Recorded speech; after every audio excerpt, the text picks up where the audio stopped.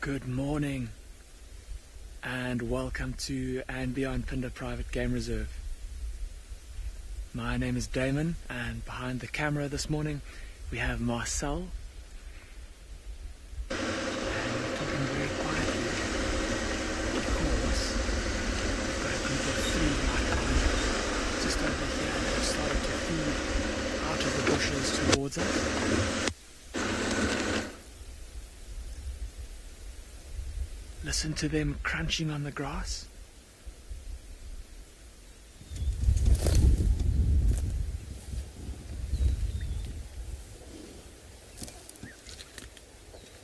And look at how that rhino is using his ears. Look at how his ears are swiveling around all over the place. Listening in all directions. Listening out for any sounds of danger of other rhinos approaching. And look at how far away his ears are from his mouth. Just imagine for him, if we can hear him crunching that loudly from here, imagine how loud his own crunching must be in his ears.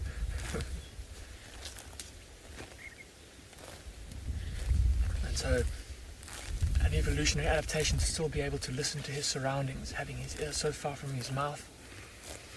And for those of you that joined us a few days ago, you may remember that we filmed a bull and 2 females, and we said that the male looked like he was interested in one of the cows.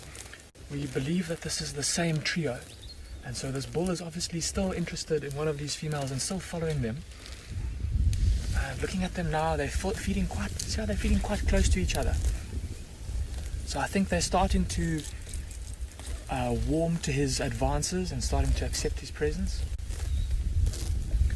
Before I go too much further, a special welcome to all of the kiddies watching this morning, and a reminder that this morning, or the first 45 minutes of drive today, is dedicated to you.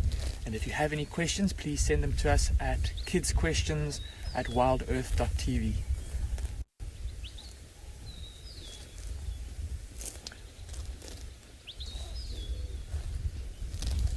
Also, I'm sure that there are some of you that, if you're joining for the first time in a while, may be distressed that we're showing, or concerned that we're showing rhinos. And the reason that we're able to do this here at andBeyond Phinda Private Game Reserve is that, as you can see, if Marcel just zooms into that middle rhino's face there, she doesn't have a horn. So we've taken the measure to dehorn our rhinos here to keep them safe from poachers. The process is completely harmless to the rhino. The rhino isn't hurt in any way.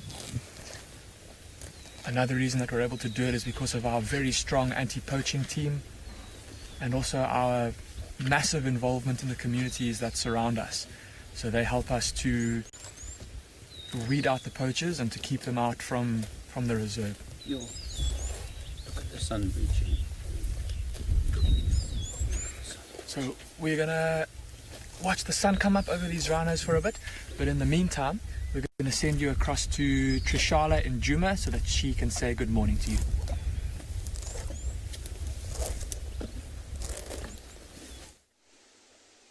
Good morning, everyone. How are you? I hope that you are well. From myself and this lovely moon that we have. It's a very chilly day here in Juma. It's about 11 degrees Celsius to 52 degrees Fahrenheit. And I am togged up quite a bit, and so is BK. Hi everyone, it's me, Tswalu, and I've got BK on camera this morning. And yes, it is chilly, like I said. My face feels very cold, but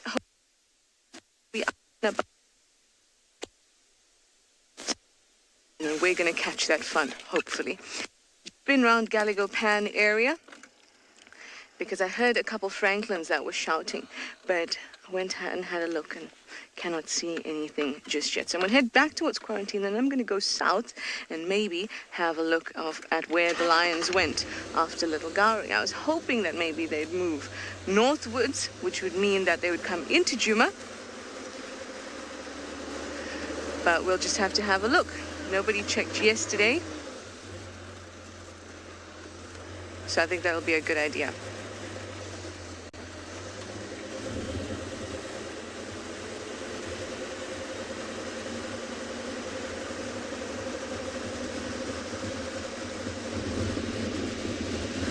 quite a quiet morning as well. The bush has been really quiet these days. Gabby, you say lions this morning? Yay! Yay indeed. I hope that I can deliver on those lions. Well, first we'll have to obviously see where they went, and then we work from there.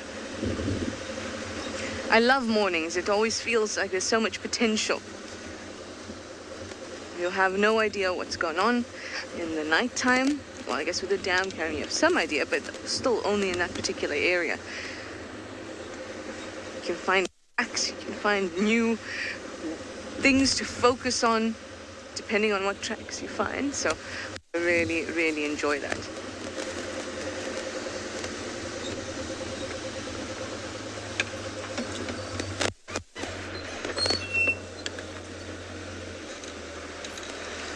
Yes, my nose and my eyes are definitely on the ground, and Steve is doing the same, so let's go over to him to say good morning.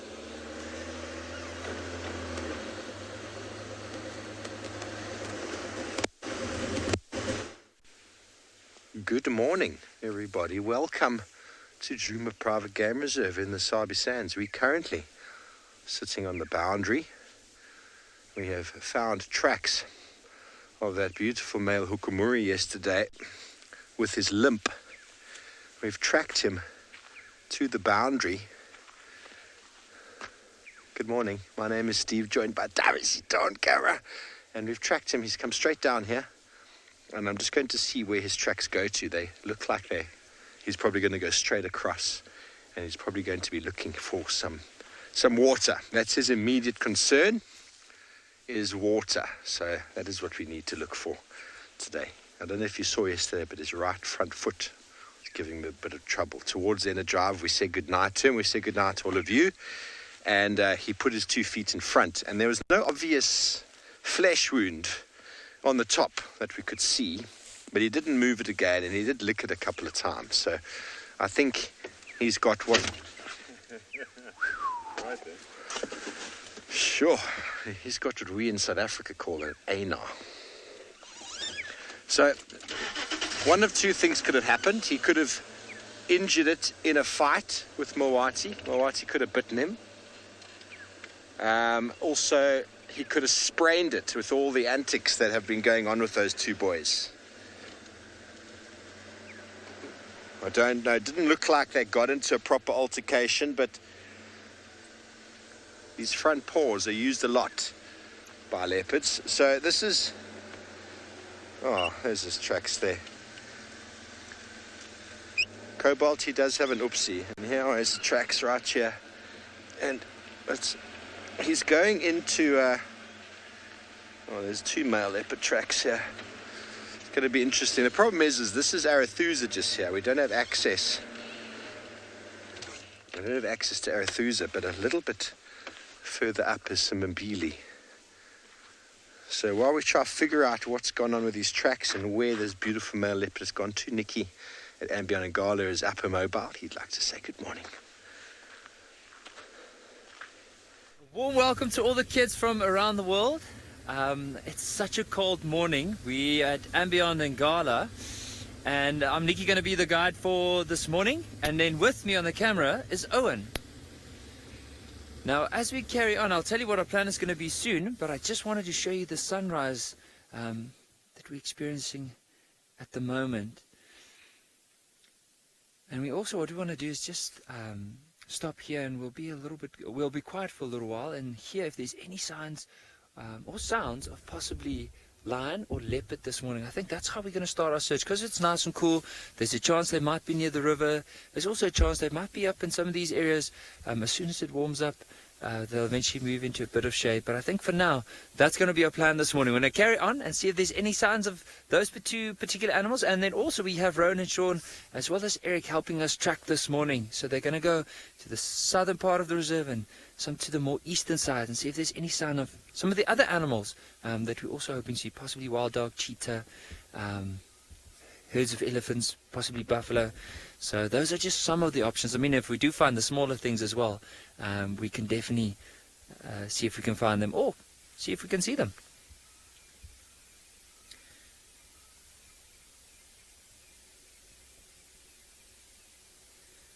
You'll often hear whenever the sun comes out like this. Meg and I agree, it's just such a beautiful morning. I think this one of my favorite times of the day is definitely early in the morning when the sun rises, and late in the afternoon when the sun is about to set. So that golden hour, just as the sun rises, and that hour before the sun sets.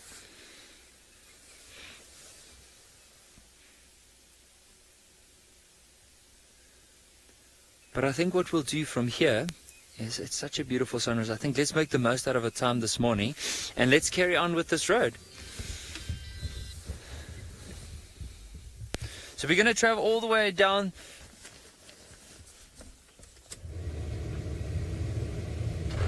So we're going to carry on along the side of the river and see if we can find those animals we were mentioning. But in the meantime, while we do that, we're going to send you across to Damon at andBeyond Phinda, who's also currently looking at the sunrise. And I know from my experience with andBeyond Phinda, the sunrises there are absolutely spectacular. Welcome back, everyone, and yes, we are indeed watching the sunrise. I don't know what Ngala's sunrise looks like, but I think ours is quite beautiful. I'd love to hear from all of you which one you think is better. So watching the sun come up over the sand dunes of the Indian Ocean out in the distance there, and we're still sitting with our trio of rhinos. They've been feeding in a circle around us here, so the fact that they have been so concentrated in their efforts means there must be some pretty good grass here that they're feeding on. It's all good. And they're coming right towards us. Look at this. I'm just going to move out of shot a little bit here.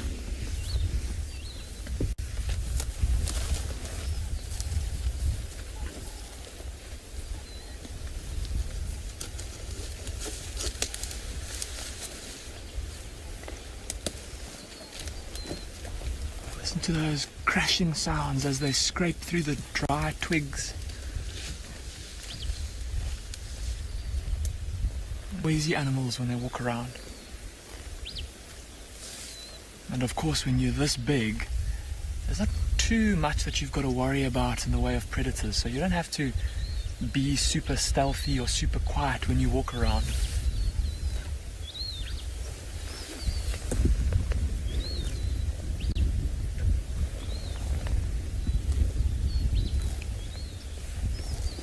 There's a couple of oxpeckers that just flew off this big male on the right here.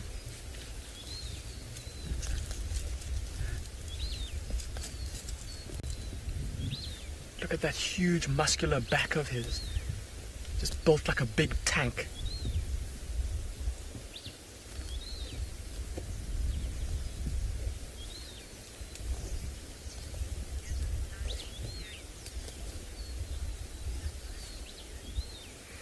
So all of you saying that you love the sounds of them crunching and the beautiful golden light that's being cast on them. I don't think we could have asked for a more spectacular start to this morning's safari.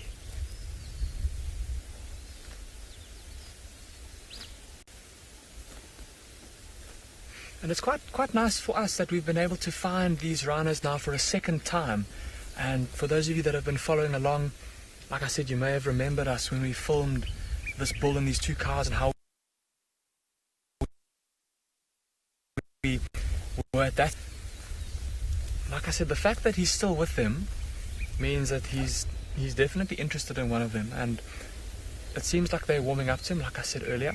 Wouldn't that be fantastic if over the next couple of days we can follow their courtship?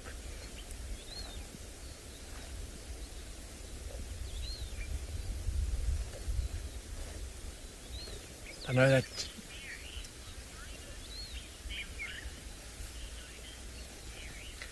Mary, you're asking if male rhinos normally travel by themselves. Mary, when they get to this size and this age, then yes.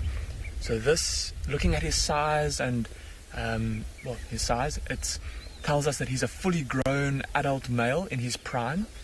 And when they get to that stage, Mary, then they will have their own territory, and they will actively defend that territory against other male rhinos. And in doing so, they have to spend a lot of time walking around and scent marking and patrolling their territory. And so all of that means that they do live alone. So he'll want to keep any other big males out of his territory. They won't be allowed in unless they behave submissively to him. But if they try to scent mark, or they try to if they show any interest in any of the females that live in his territory, he'll get aggressive towards them, and then fights might break out.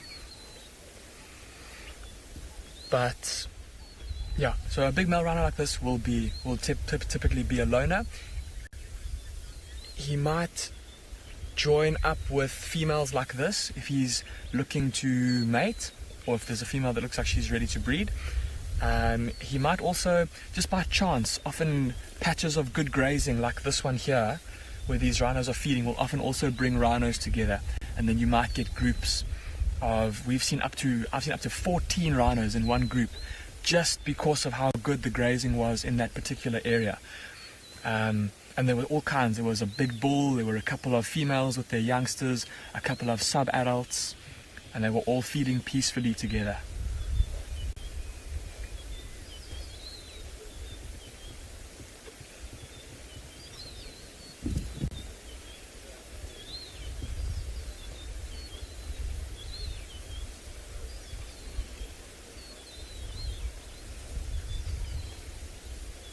Beautiful.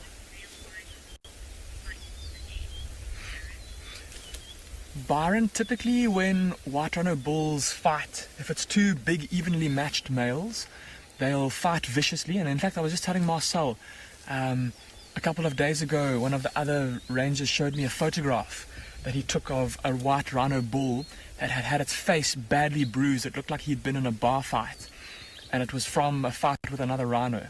So they'll swipe at each other, and they often kind of cut each other's faces up quite badly, and they get big bruises. But normally when they're two big bulls like that, they'll be pretty evenly matched, and they'll fight and fight and fight, and normally one will give up. So it's not normal that they will fight to the death. It does happen every now and then, though. I personally have never seen that happen. What I have heard of happening more frequently is when a dominant bull is trying to chase a sub-adult bull or a younger bull out of his territory, and that younger bull is not quite as strong as the big bull, and he'll try and run away, and if he's not able to get away and that bull manages to get a hold of him, he'll kill him. I'm just going to move us forward ever so slightly, just so we can try and get another view of these rhinos.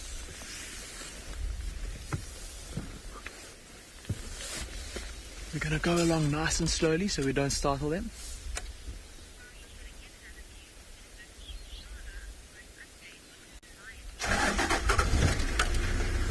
But while we carefully try and reposition, we're going to send you across to Trishala, and she's going to give you an update on how her lion tracking is going.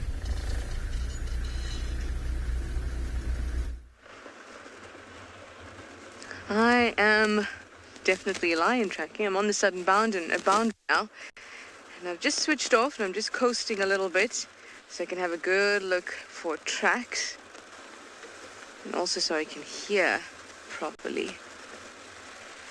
My coast will come to an end very shortly.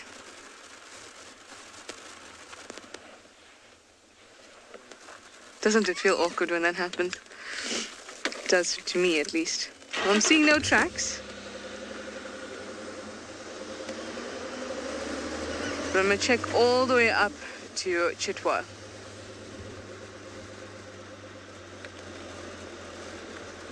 And then I'll also check Chitwa driveway, just in case. Maybe I see Kuchava.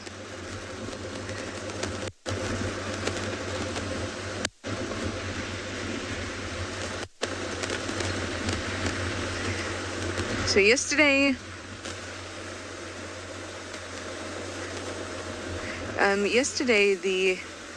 when other vehicles went back to see the lions in the morning, they had moved, but nobody knew to where after we had seen them. So they had a whole day of movement. But when I came along the south towards that area yesterday, I didn't see any tracks. So Let's just hold thumbs. Hi, Mason. You're 11 years old. You'd like to know, do we have jaguars on the property? We don't. But we do have its close relative, the leopard. Hopefully, I'll be able to show you a leopard, which will be awesome, and you can actually see how similar it looks to a jaguar. But you don't get jaguars in Africa. I love seeing how different animals can live exclusively in different parts of the world. Leopards in Africa, Asia, jaguars, South America, but yet they can be so similar. And it's really interesting to know the story of how that happens when their ancestors split and what some of the similarities and differences are. And you get that across the board with many animals. You go to one place and you see, oh, this looks like an ostrich, but oh, actually it's an emu, but there's similarities, and I really enjoy that. Hopefully, Mason, I can find your leopard so we can chat about it. Anyway, let me send you back over to Nikki and andBeyond's Ngala while I concentrate on finding some lion tracks.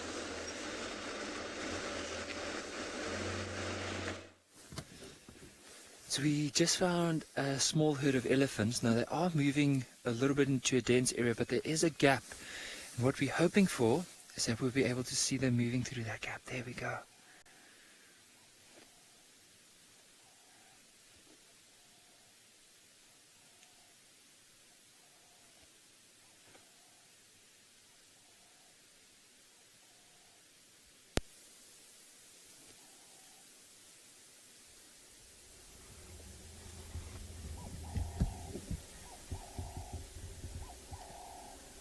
You can just see in the very front of this this herd, there's a baby elephant moving, but he's moving so quick that we can't really focus on him. All I'm going to do, just bear with me, is I'm just going to slowly turn the vehicle just off to the left. So just hold on as I do that. Okay, I'm going to stop right there. I won't be able to get more because they are moving into quite a dense area.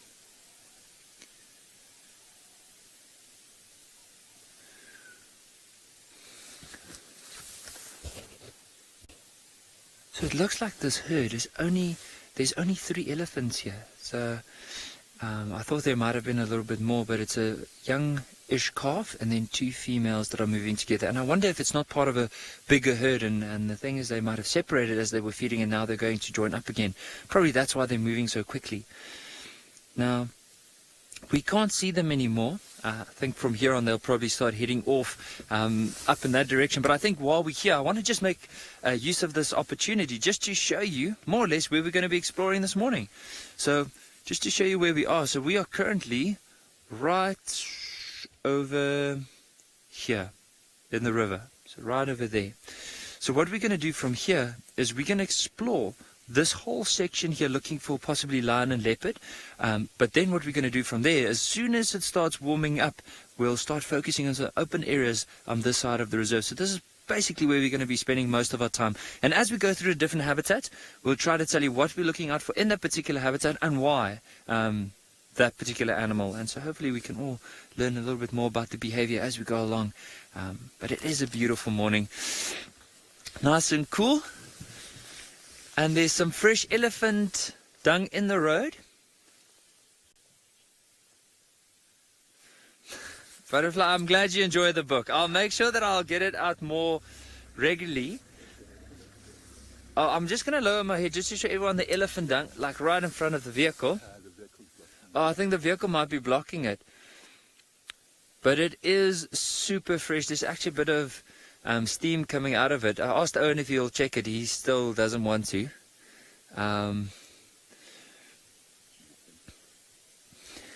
So I think for now, let's slowly carry on. Now, I need to tell everyone a little story about some fresh elephant dung. So when I did a walk once with one of my best friends, we were having this little bit of a debate about how to tell how old dung, especially for elephants and rhinos and buffalo, how old that would be from the bigger herbivores. How do we know? How can we tell? And eventually we didn't come to any conclusion, but that particular night, I thought, you know what, like, I'm going to definitely get you. So I gave it a bit of time. So after a bit of time, we went out again and we started tracking. And I said to this friend of mine, I said, you know what? And this is not true, but I made it sound true. So I said to him, so now I've read this scientific journal that reckons you can tell the age of elephant dung by putting your hand on top of the dung like this. So if you then, of course, the distance between your fingers, depending on where you feel the heat, is how warm this elephant dung is going to, or this is how old it's going to be. So in other words, if you feel it if you hold this finger out and you can feel it here, it means it's an hour. I mean, less than an hour. But if it's here, it's only an hour. And then, of course, if you can't feel any heat, then it's older than 2 hours, depending on the size of the elephant. And he's like, really? And I said, yeah, really, definitely. And I said, okay, let me show you. So I hovered my hand just over the elephant dung, not touching it, because it was still nice and wet and fresh. And I said to him, definitely 15 minutes old. And he's like, there's no way. And I said, yeah, have a look. And as soon as he put his hand on top of the elephant dung, I stepped on his hand, and it basically disappeared into this pile of dung. Needless to say, for the next little while, he was basically chasing me with his hand full of dung, trying to grab me. And later on, he got me back for that. But I just thought I wanted to share the elephant dung story. I won't do it with anyone, I promise.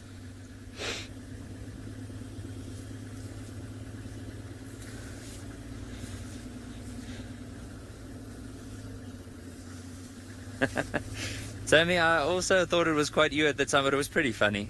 Like, you should have seen his face. Have you ever seen an owl with these massive eyes? It was almost like he could not believe it. I think there was a bit of a loose connection, because his hand disappeared, and at that moment he was looking at me and his eyes just grew the size of the moon. Like, could not believe of what I just did to him. And yeah, he got me back.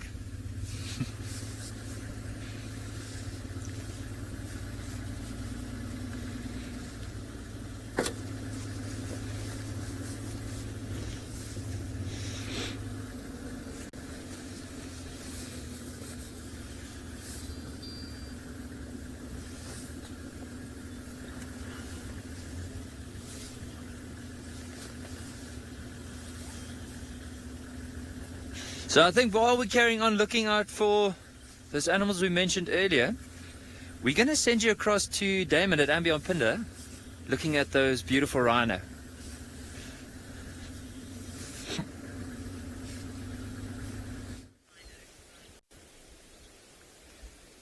Welcome back to andBeyond Phinda. Nikki, I'm pretty sure we could use the same trick for rhino dung as well. I imagine it will be equally unpleasant, maybe even more unpleasant. What do you think, Marcel? Elephant dung or rhino dung, which would be worse? Yeah.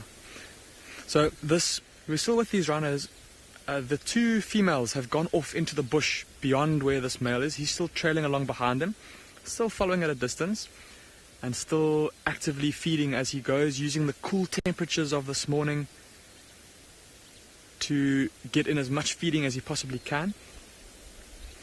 Although it's quite chilly now, looking at the sky, there's not even a cloud in the sky.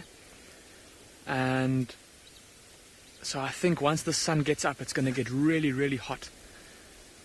Or at least the sun will be very intense. And so these rhinos will want to make use of these cool temperatures to feed and feed, so that when that sun does get intense, they'll be able to go and rest in the shade, digest a bit, and maybe cool off in a mud wallow. But for now, heading off into that thicker bush, so we might lose him as well soon, but we'll enjoy him while we've got him.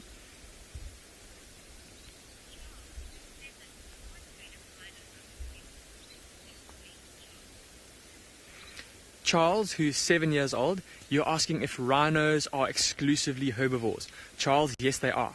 So this rhino is the white rhino, and it will only feed on grass. That's all it eats. And the other kind of rhino that we excuse me, that we get in Africa is the black rhino, and it is also exclusively a herbivore, but it feeds on... Oh, did you hear that? There's a little bit of a snort. Sorry, Charles. So the black rhino only feeds on leaves, but both of them exclusively herbivorous. I'll just show you quickly in the our little book here, just while that rhino is just showing us his rear end. So there's the white rhino, Charles, that we've been looking at. See how it walks with its head close to the ground, and it's got a very wide square mouth that it uses for cropping the grass, for grabbing big chunks of grass like a big lawnmower. And so that's why it walks like that. The black rhino, see how it holds its head out in front of it when it's walking in its kind of neutral neck. Its neck is in its neutral position. And the reason for that is because it feeds on leaves and branches and twigs. And it's got a little pointy prehensile lip that it can use almost like a miniature elephant's trunk to gather up branches and twigs and then feed them into its mouth. But yes, both exclusively herbivorous.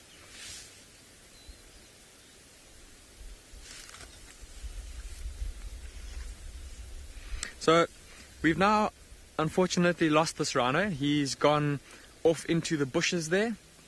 Just make out the silhouette of his head in amongst the long grass. Following these two females.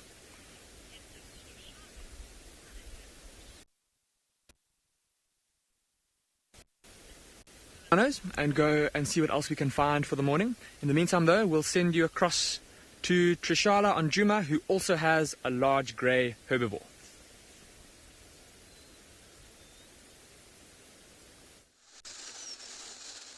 Large and grey indeed. We have 3 males, 3 bulls. Any bulls? Where did the other one go?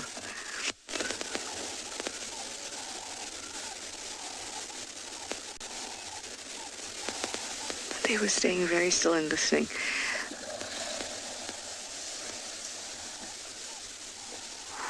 And now I'll stay very still and listen to that. And that, everybody, was some gas. Because all this vegetation is bound to make you a little gassy. I'm going to roll forward a little bit. See if we can get a better view. Coasting, don't let me down. As good as it gets for now.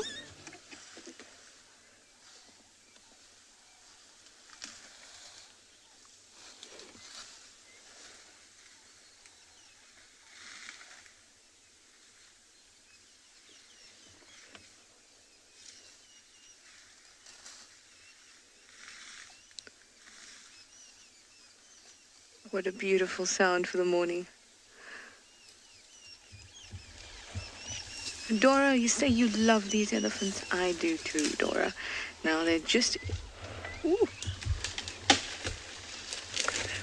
They just moved into Chitwa. So I'm going to go and check the driveway and come back, and hopefully we would have moved a little bit closer to the dam.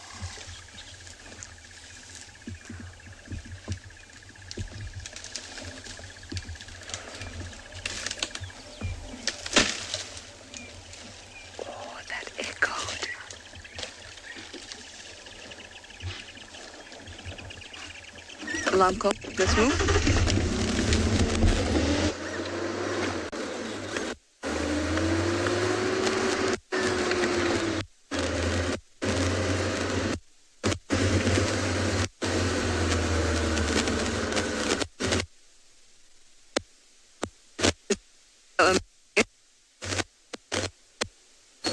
I'm just going to stay because I see them. All right, I'm going to send you over to Nikki at andBeyond in Ngala. He's got a giraffe, and I'm going to stand by for whatever predator is around.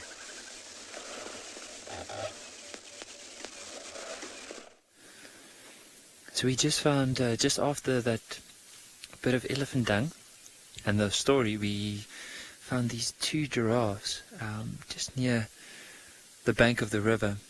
Now if you look at the Just trying to see this one that we're looking at the moment. It's moving into a bit of a cover, but there's another one that's just off to the left of where that one was. So it's basically where the sun is rising, just in front of it. That's where we can see him. But you can see early part of the morning, nice and hungry, so he's just eating or grabbing as many of those leaves as he possibly can.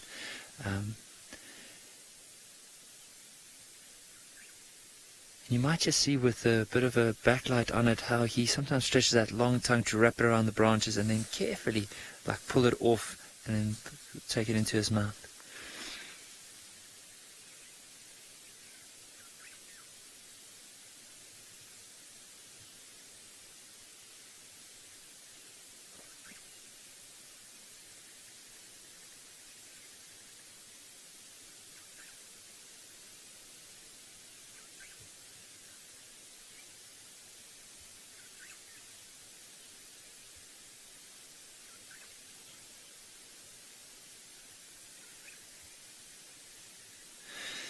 Catherine, the one thing about Ngala, and I'm sure with all the properties that that we're able to film from, is you just sometimes have these mornings where everything just happens, where you can find all the big animals and along the river. You do get sometimes the days where it's quiet, but I think this morning is such a beautiful morning with the sun rising. It's starting to warm up quite a bit, and we were just so lucky so far. But hopefully we'll see. I'm sure it's going to deliver a lot more, but it never, ever, in the bush, it never, ever, regardless of what you're always looking out for, it just never, ever fails, because there's always something beautiful to see within each day.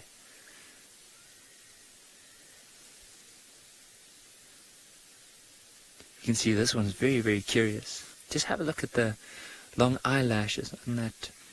I think on the screen it's the left, but his right ear and right eye. Now, have you noticed how fully stuffed his cheeks are? So what he's doing now is ruminating. So he's bringing up all the food that he's probably been eating this whole morning into his mouth, chewing it and swallowing it. Because often you can imagine with some of the leaves that eat, it's really hard to break down in order to digest it. So they need to soften it up quite a bit before it actually goes through the digestive system. But you'll notice now, as soon as he swallows, it won't be long and he'll bring up another mouthful into his mouth. Now, I've counted this before. I think the last time I counted was 32 chews before he swallows. So now we might just see, there it just moved from the neck into the mouth. Look at that big cheek full of cud again. So cud is basically just everything that he's eaten during the morning that's in his stomach that's breaking down. He brings that up again and chews it again and swallows it, brings it up, chew it again and swallow it.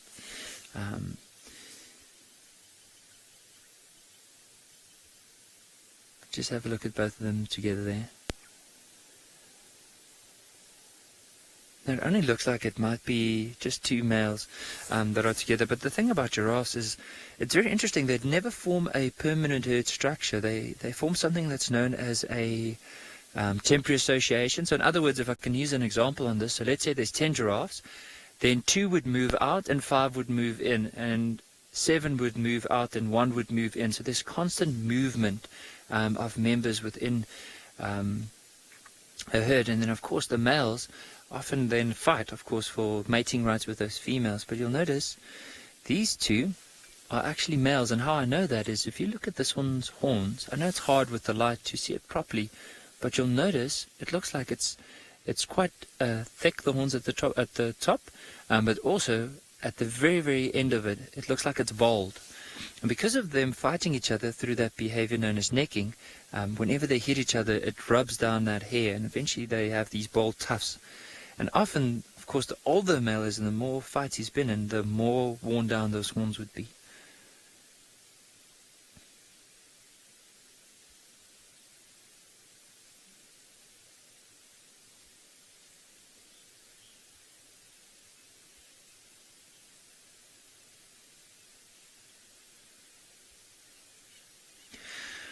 Charlie, with Rhino, I've noticed that, especially because their territories could be fairly big, you do find sometimes that giraffes, especially the males, are by themselves. I've seen it quite a few times.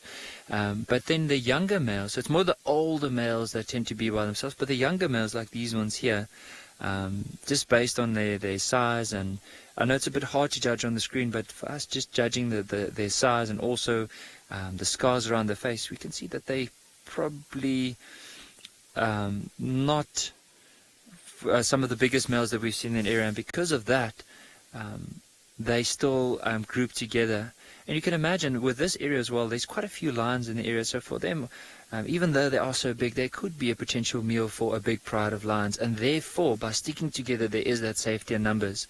And they're also very aware of what's going on around them, but I think normally the older they get, sometimes you find that the males become more solitary. Or that's just from my personal experience that I've noticed, especially in the bush.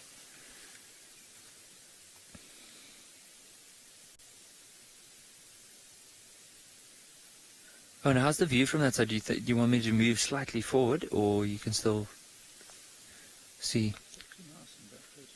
Yeah, I think the backlighting, it looks like there's another one there that we didn't see earlier. I just want to have a look and see if there's some features on that one. It might be a female because of the tufts. So I think it might either be a female or it could be another young male, but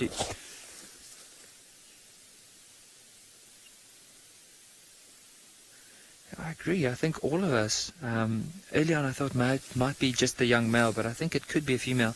I'm not too sure. What I'm going to do though is there's a little bush in front of us here. It's not going to even take 10 meters. Let's just move to that bush. We'll slowly move forward because last thing we want to do is disturb them. So as soon as I see they become uncomfortable with the vehicle, I'll immediately switch off. So just want to slowly creep our way forward so we can have a look. Is it a youngster?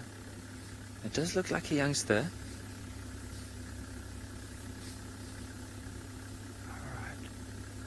Alright, let me stop. Is there a fourth one as well? So apparently there's actually more than we thought. So there's a whole journey of them. Let me just see that one that's there.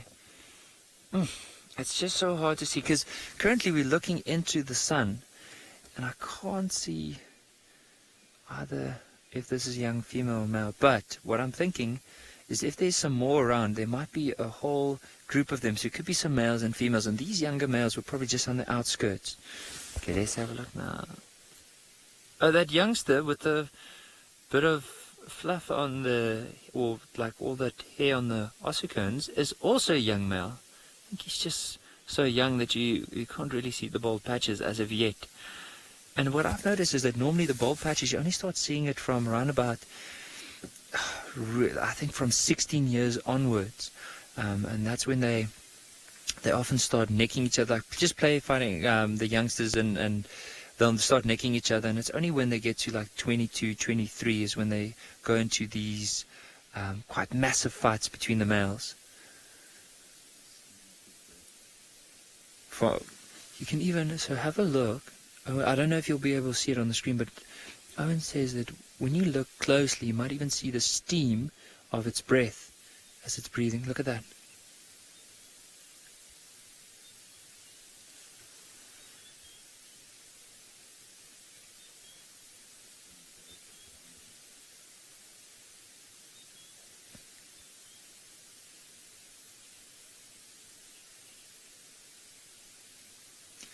So we're going to see where these giraffes head off to, but I think if they do start moving on, we might just lose them. They might start heading into a bit of a dense area. I think for now we'll probably carry on. They also look very relaxed, so I'm sure there's no predators in this area as of yet. But I think while we are going to carry on to look for predators, let's hear if Tswalu has any update on those alarm calls she heard earlier.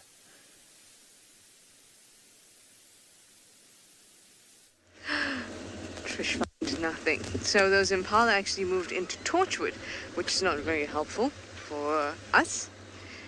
And their alarm calls seem to be focused that way.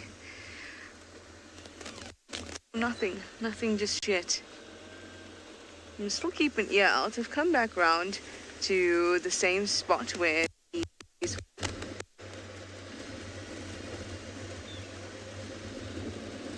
They were actually right in here. They're still here. Let's have a look at them.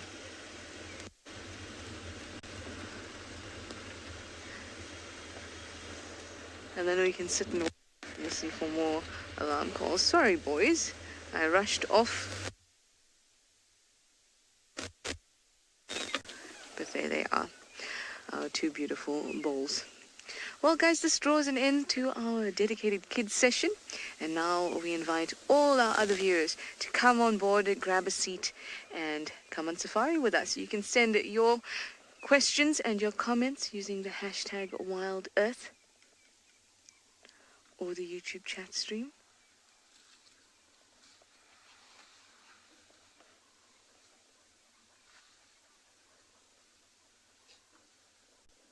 I love the sound of them rustling the leaves.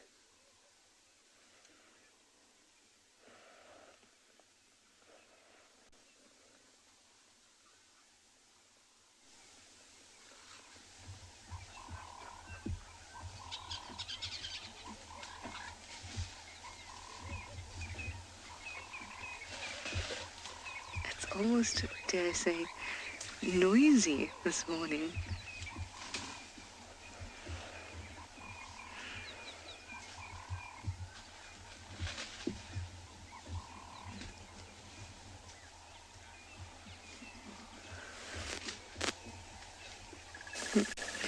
So we've been looking, we were looking at the southern boundary for tracks, and I moved east from Weaver's Nest, and the other guide moved west, and we haven't found any lion tracks entering.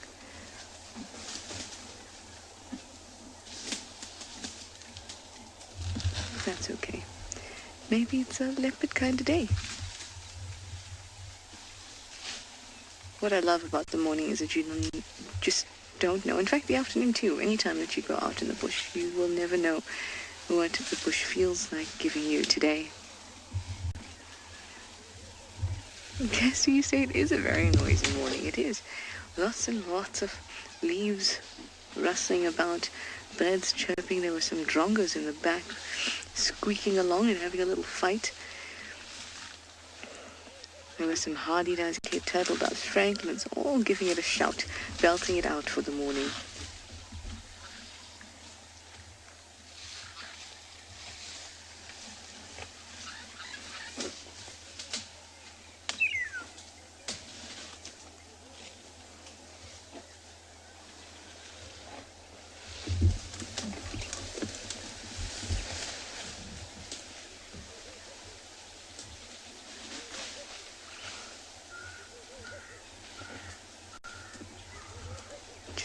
You can sometimes hear the fish eagle at Chitwa Dam calling as well.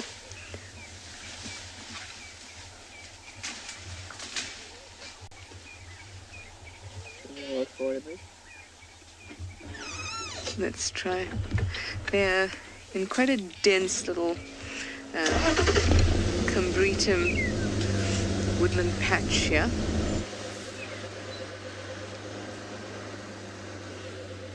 Can you get a little gap through there, BK? Cool.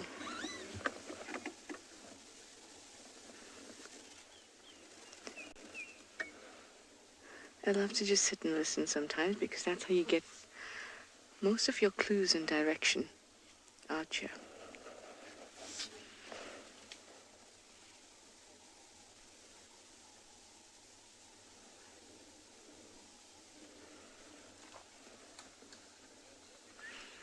I'm going to let these Ellies keep on eating. Hopefully they'll move towards the dam, but I'm going to go up and see if I can find Kuchava. But I'm going to send you over to Taylor, who hasn't had a chance to say good morning to you yet. So let's go over and say hi.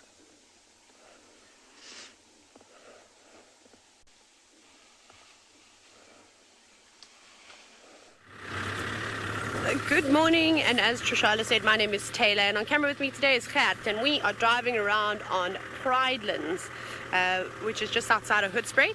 Now, we've been very busy this morning. We came down to the area where we had a male leopard yesterday to see if we could figure out where he went, because we did lose him, but we'll get into that. Then we found female leopard with cub tracks. Now, there was a leopardess seen with 3 cubs about 2 weeks ago, but she hasn't been seen since. But she's kind of the master of disguise and she blends in very well. I think she's gone into this huge rocky ridge that runs east-west through Pridelands. And unfortunately, there's no roads that run along the edge of it, just on top. So we've driven that extensively, but she could honestly be anywhere. And why would you not be sitting up there, keeping nice and warm? So we'll keep checking around those areas. The lions have been roaring. We've also picked up on a lioness's tracks. And I think that she might be denning in this drainage line that's just to the left of us. Because we've seen her once in the drainage line before and she was very shy.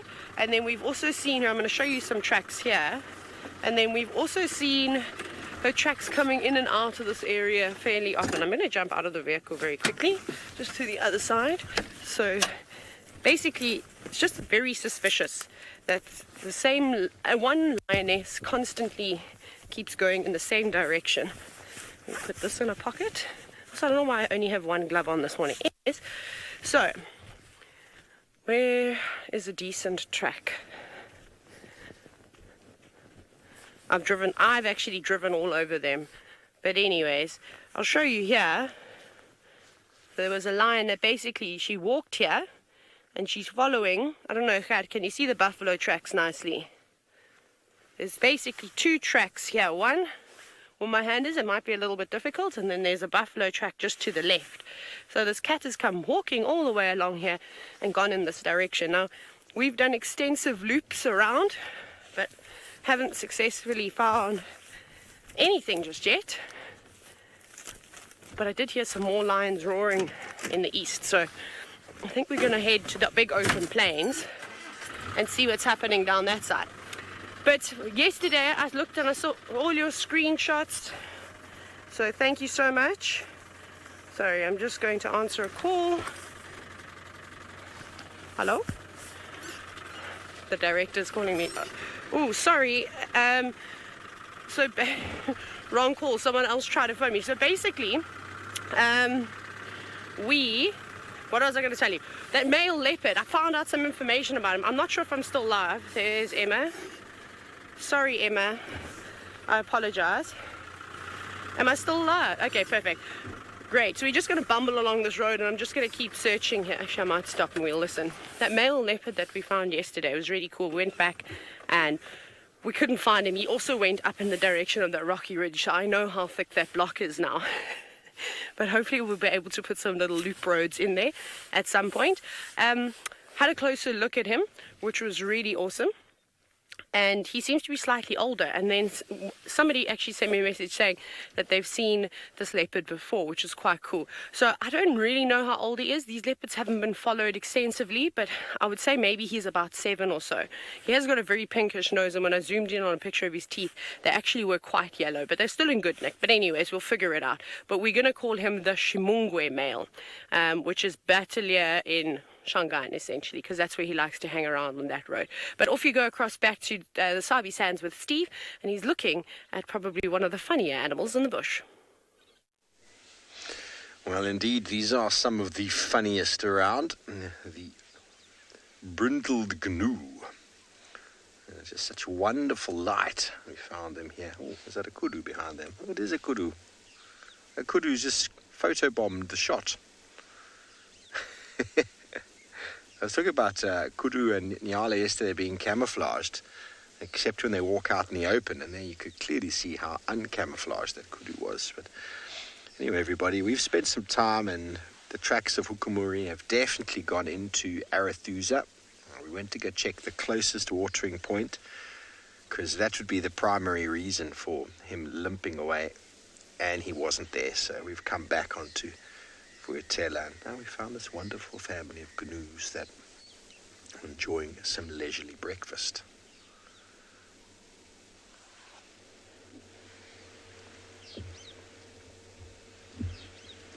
Now, wildebeest are regarded as concentrate feeders, which means that they provide a service for the grasses in a way is that they overutilize. Obviously, that's natural. Warthog and wildebeest are both extremely destructive feeders, feeding on the grass very, very low down. The way I like to deem it is if you think about if you've ever cut your lawn before, I'm sure many of you gentlemen out there, some of you ladies, have cut the lawn before, and you will notice if you have the blade on too short, then what it does is it cuts the grass to such an extent that it actually kills it. But if you cut the grass at a really nice length, it maintains a very nice greenness to it. If you've ever seen a football field or a soccer field or whatever, a cricket field, that's exactly what they maintain. They maintain that living layer of grass. And that's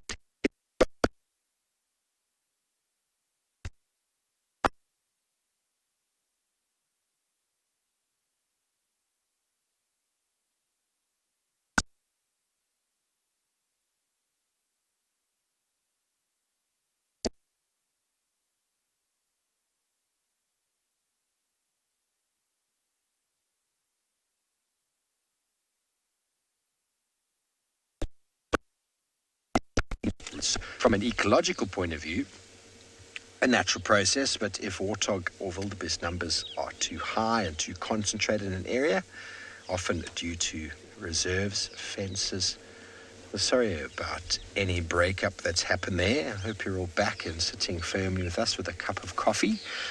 Oh, look at that boy. Oh, isn't he magnificent? So those two species spoke about in high numbers due to bad management or lack of predators has the potential to really deteriorate your vegetation. But kudu, on the other hand, are not regarded as destructive feeders at all. They are browsers, and their numbers will control themselves, and you can have lots of kudu. They won't actually affect the vegetation negatively unless you are in very small reserves, and you have to look at that very differently. We're going to stay here and see what our wildebeest get up to. In the meantime, andBeyond and Ngala has found some spots.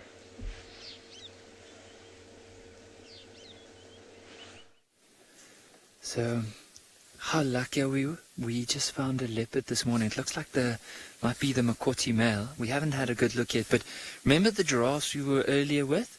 So they actually stared into the grass, and then as we came back, so as we turned around, we could see the leopard coming out of the tall grass. How special is that, though? Just want to have a look.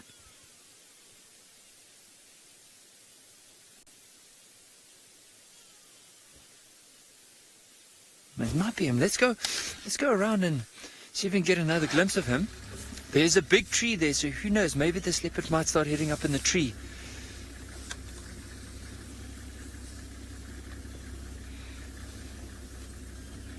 And slowly move here, and what I might just do is as soon as we get another glimpse, we'll quickly stop.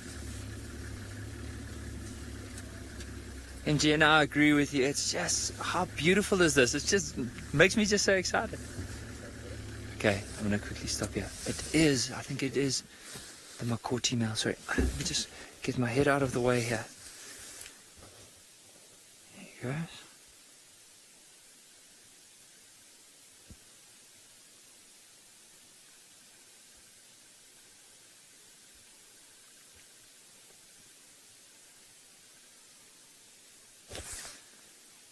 Wow, this is so special. So I think we're going to follow him for the next little while. And for those who don't know, oh, he's actually coming out again. There he is in the sunlight. You can see the way that he's like looking around and using a bit of the shadows. I think he might also be looking for opportunity to hunt. So earlier on, we came from that side where he's heading off to now, and there was quite a big herd of bachelor impala. Or bachelor herd of impala, and I think he might start heading in that direction. But for those who don't know too much about this Makoti male, hopefully what we'll do is eventually, if he gives us a bit of time where he goes and settles down, I'll show you a bit of his territory on the map, but also tell you a bit of a story about him. But for now, let's try and see if we can get another glimpse. This is just absolutely spectacular. So he is, so Owen, you're going to have to help me here. So he's heading in that direction. Oh, you can see, I'm just going to do a loop like this in the open. So Owen and I are going to work together here to try and see if we can get another glimpse. Is he? On that side, so if I loop like that? Okay.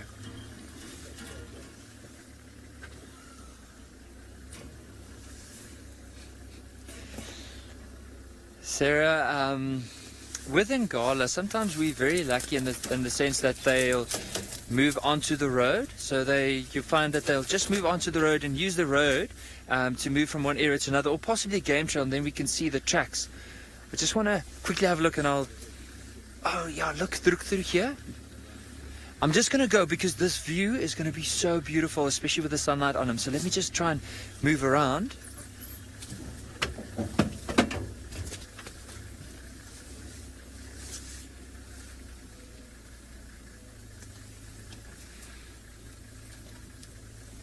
Yeah, I'm going to stop now because it does look like he's just lowered his ears. I don't know if he might have spotted something. So we're not going to move soon because look at him. The way he's just sitting in that grass. Now, how we often track leopard, especially on Ngala, especially if the areas would be really dense, is of course we listen out for any signs, or look out for any signs, and listen out for any sounds. So with the giraffe, oh, look at this, how amazing is this illustrated. Look at this giraffe off to the right. Do you mind zooming out and having a look at the giraffe? Look at how the giraffe basically is telling us where this leopard is. So have a look at the way that this, there's actually two giraffes. Look at how they're staring at this leopard.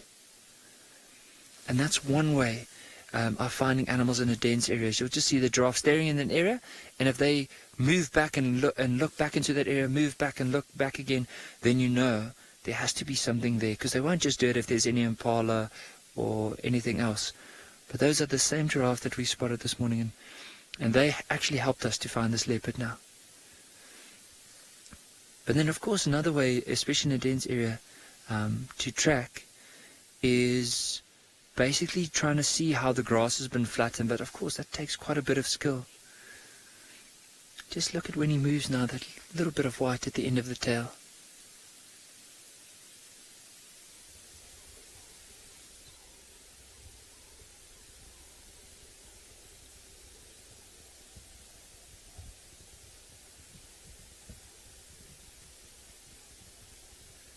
See his whole body language. He's definitely spotted something.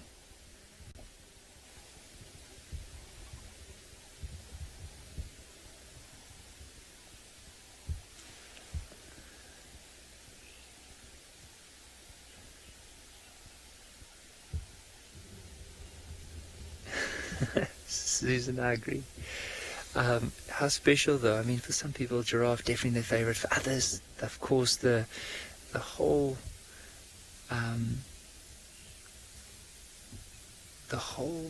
or the body or the patterns of a leopard is really something that they absolutely love. And you'll see often with drives, some of the biggest requests, especially for leopard, and giraffe. So I do agree, the two spotted animals in one scene.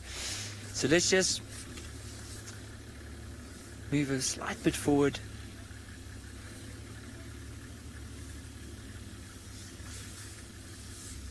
Just want to have a look. So this is the road that we came on earlier, and I think he might be going down it. And there we go.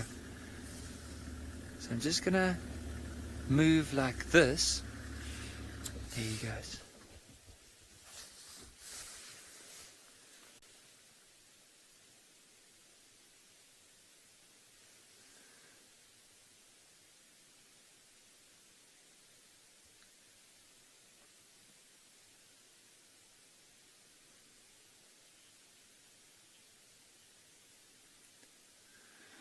He is, and I agree with all the viewers that he is a magnificent leopard. Like, even look at the color of his coat. You'll notice quite a bit of white on the belly and around the back of the legs, and also that little bit of golden yellowish color on the back. You actually see it forms a little strip from the base of the tail all the way up to between the ears.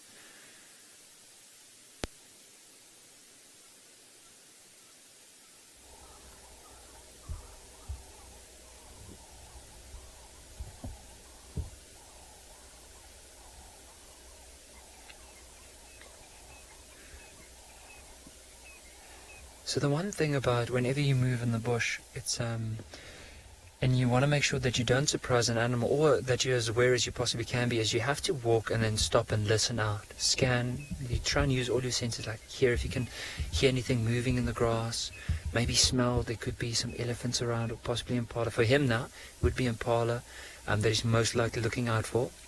But then also scan, because sometimes if an animal has moved into a dense area and it's standing still and feeding, you might not be able to see it unless you spend some time just looking out for any bits of movement. And I think this is what he's doing. He's definitely, as Owen would once say, he's not admiring the view. I think he is looking for opportunity to hunt.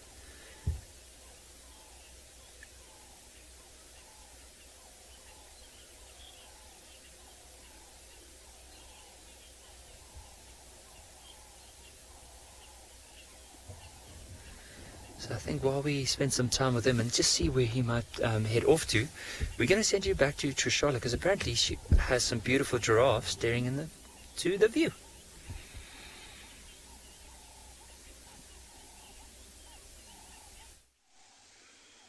They are indeed. Everyone was happy. Everyone was feeling fine. As soon as Emma said she's going to come to me, there was an alarm call in the distance, and everybody just looked that way. There's also some waterback feeding below.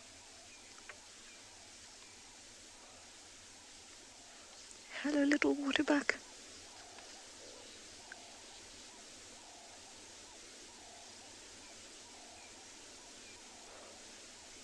Isn't that gorgeous? And this light is just stunning. This is such a wonderful example of the way that the bush has something to offer all of its inhabitants. These are all herbivores feeding in the same area, but feeding on different things, so they can share the space and not compete. You have these waterback that are grazing. There's some impala around as well. They're mixed feeders. They're grazing a little bit. They're browsing a little. There's a bit of grass and leaves. And you get the giraffes. They're moving along and eating from the tops of trees.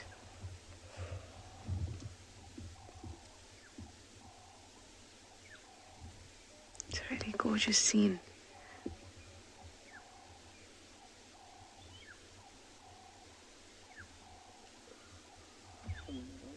I'm also just listening out.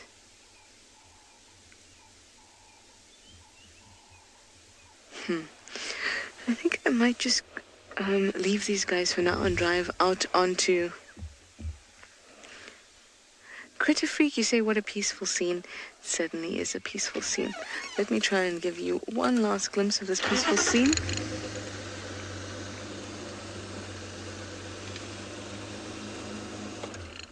But most of our giraffe are hiding now. I want to get back onto that southern boundary. I'm in Chitwa at the moment. Juma's southern boundary and Chitwa's northern boundary. I want to get back onto that because that's where that alarm call seemed to come from.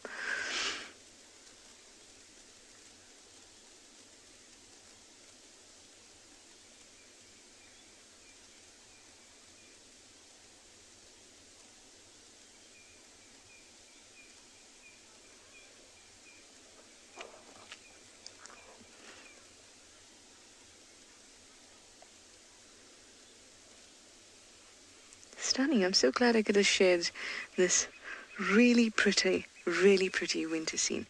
All the lovely colors, the giraffes, all the different antelope eating together. All right, I'm going to go follow up, and I'll send you over to Dylan at Tswalu Kalahari to say good morning.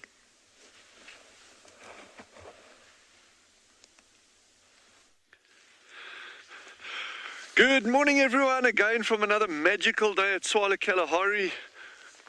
Look at this. It's got to be a good day. Again, for those of you who haven't met Jandre on camera, he's just an absolute legend. Great at what he does. My name's Dylan. And yeah, it's as always wonderful having you with us. We have no idea what today's going to hold. I can't say that we're looking for anything in particular. I think we're just going to get out there and enjoy the Kalahari environment, see what we can find. One slight change that I'm going to make for the moment, and there's a good reason for that, is with a disturbance of that honey badger and that what went on at that, the burrow systems and that, I mean, he really, I think, had a lot of impact on that meerkat colony. So we're just going to give them a little bit of space. Our habituators are still going to carry on working with them. They will keep us updated, informed as to what's happening there. So we can really go back there at any time to view them. So there's no issues there. But I think just from our side, as genre now, we're just going to give them a little bit of space and let Rebecca, our meerkat habituator, just carry on there. So we'll keep you posted, and we'll see them over the coming weeks many times as well, so don't worry about that. But I think for the next couple of days, let's just go out and carry on exploring this amazing environment. There's so much to see, and yeah, it's just please ask questions, don't be shy, and doesn't matter what it is. It can be about trees, insects, birds, mammals, whatever it is. Just we're there to have you with us on this journey. I think in the meantime, head over to Ngala. Apparently they've got some really good leopard sightings there, and then we'll see you just now.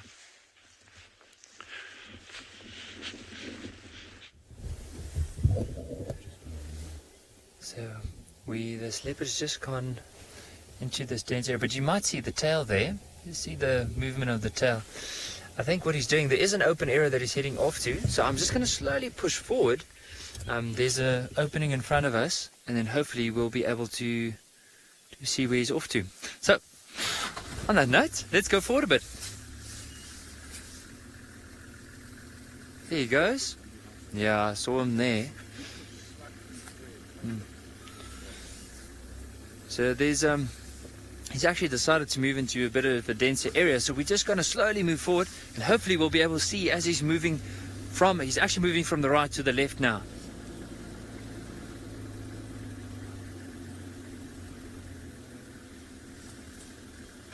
Okay, there we go. Just hold on. Just gonna Shelly, the Mokoti male, he is, sorry, just hold on as I move through here. He's close to 2 years old at the moment, but I'll give you exact, as soon as we stop, I remember writing it down in my notebook. I have the exact number, so I will get back to you on that right away as soon as we stop down. There he is. I'm going to just stop like this. I don't know if you can quickly... Oh, you know what? He's actually moving into an open patch just around... So I know it's a bit confusing because he is moving, but there is an open patch behind us, or in front of us, and he's moving straight into that open patch. So let's get there. And then I would, because he is moving, but there is an open patch behind us, or in front of us, and he's moving straight into that open patch. So let's get there. And then I would like to get back to that answer. So I've written it down in my notebook, and I'll quickly have a look. Because often we need to remind ourselves, because you're in the bush for so long sometimes, and you start losing track of days or months. You're not sure. Let's just have a look. Okay, so we might find that it'll come out right here. Just slowly move, hold on. There's actually there's a big Ngala tree here that we found the Ngala female with her youngster in the other day, and it looks like he's coming down in this direction. So, right, so we're in an open area now. Can you see him? Here he is, here he is. He's actually going to come into the open. There we go.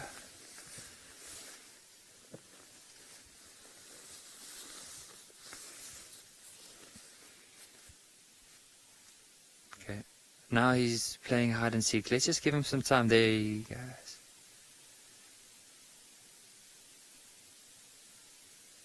And that's just the thing about the bush. I mean, let's say that road with the giraffes, let's say we didn't stay with those giraffes for too long and we just decided, let's just drive. We would have missed this leopard, because it was only towards the last part, after everyone linked away and we were about to get ready, is that when the giraffe then spotted this leopard. So it just shows you the luck in the bush, and sometimes you just need to be a little bit patient. Let's just try and follow him. Okay, let's see if he comes out, and then we can try and loop around. And there you can see the movement.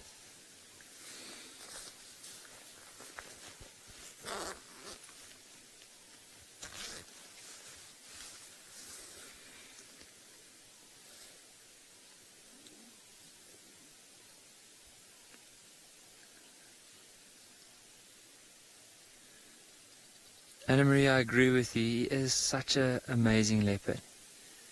And his colors are really, really beautiful.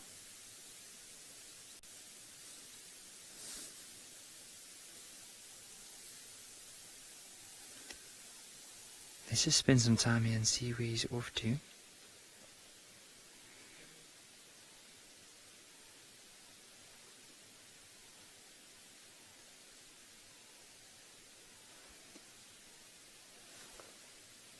He's just moved out of the scene. So we try and see if we can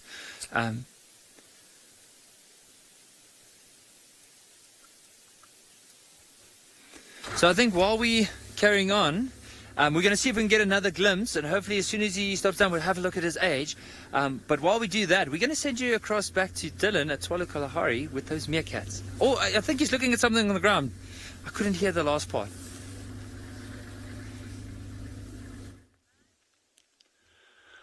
So I'm back with one of my large animal sequences. So we have something really cool and really interesting, and I have no idea what's going on. I kind of like guess at it. Look at these ants that have packed onto this dropping. Now, we don't know, there's no fresh tracks here, so we can't actually see what kind of dropping this is. These ants are called cocktail ants. We actually looked at them the other day, and they normally live in little holes in trees. And what's amazing is this whole group of them clustered on this dropping area. I'm guessing it's for some kind of nutrients that they're going for. So I would guess just by the shape of it, it's some kind of predator dropping, but I really can't be sure. We'll have to have a closer look. But to give you some idea how cold this ground is, and Jandre is sitting on it, and I'm lying on it here. Look at this whole column of ants. They are barely moving. So even the ones sitting here, but all along here, they're only just starting to move now. So they've been sitting out here for who knows how long, maybe right through the evening, we don't know. And the actual nesting site is about a meter away. So they've come all along here, all along here. Then they go up on this tree branch, they make a sharp right-hand turn, depending which way they're going, of course. They can make a left-hand turn. And then all along here, ding, ding, ding, there we go. And then through here, and actually either up there or into here. So this colony is actually nesting in here somewhere, and they're foraging parties. It just shows that they're not just foraging around the actual tree itself, but further afield. So they've obviously picked up this, or found this dropping here.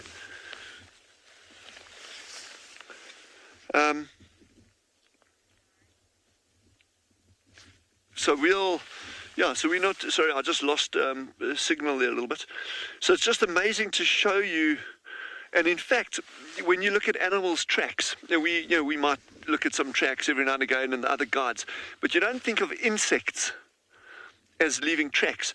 And yet, when you look at this path that these ants have worn, you can actually see a very, very, very clearly defined path that these ants have actually worn over here. You see that broad, smooth patch, and it actually goes all the way through there, and then even back in the other direction. You can see from the droppings where they all are here, all along, you can actually see there's like a little broad trail. And that is just thousands upon thousands of little insect feet creating that. So it doesn't matter how small an animal is, it leaves a track. Obviously, I'm not going to follow an ant track. I will battle with that. But it just shows you, with enough of them, they will actually leave a visible sign. But how's that, the sand, I don't know what this temperature is, it's probably 2 degrees, 3 degrees. So Lisa's just asked, why are these ants on that? Are they eating it? And that would be my guess. It can't be a temperature thing. I would be very, very surprised. It may be, in fact, maybe it is a temperature thing. My first guess would be that they're feeding on it in some way. There's some kind of benefits in there. And yet when I come here and I see all the ants on this path, when we arrived here, they were actually dead still. They weren't moving at all, freezing cold. And if you take a piece of wood like this, if you put your finger on that, it's actually considerably warmer than the sand next to it. So maybe this is just an animal dropping that that was on their path, and with these cold temperatures, they just started clustering on that. And why I think that might even be closer to the truth than a feeding thing. Look at this cluster of ants over here. And these little guys are clustered just on this little piece of twig and this piece of bark over here. Yeah, there's a higher concentration there. So maybe it is just a temperature thing. You know, these guys were maybe active in the evening, and as the temperatures dropped, they actually just kind of said, well, you know, let's just sit on whatever's marginally warmer than the ground. And I think, yeah, well, they're going to be warming up very soon. The sun's going to be hitting this point. So interesting, eh?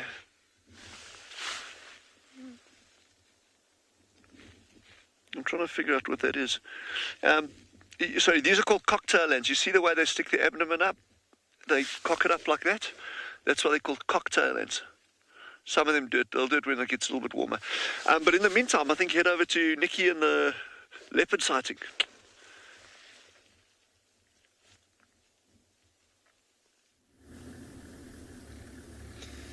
So he just gave us an opportunity just to catch up with him, because he was sitting for quite a while in this open area and just scanning for a bit. But it also gave me some time to look at the age. And I was right with the 2 years, but what I was confused about was, okay, how many months afterwards? Because you can imagine being now at Ngala for the last little while. It's just basically, we lose all track of time. That's what I want to get at. But anyway, he's 2 years and 3 months, roughly.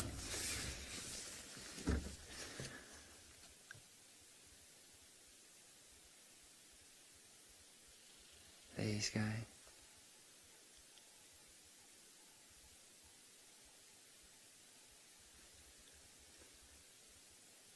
I can hear some impala just in the direction that he's moving, quite far off. It sounds like, you know, with impalas when they rut and the males start chasing each other. I can hear that in the distance. It's pretty far off, but I think that's what he's probably slowly creeping in that direction. Now, it also feels like the wind is blowing from where he is towards us, so he's actually moving into the wind. First he's using cover, and he's using the wind to his advantage. I think if he does see something, the chances are going to be really good for him, especially early in the morning. We don't want to jinx him, but the chances are there, especially if he is out looking for a potential meal this morning. Just look at that white tail as he's raising it, moving through the grass.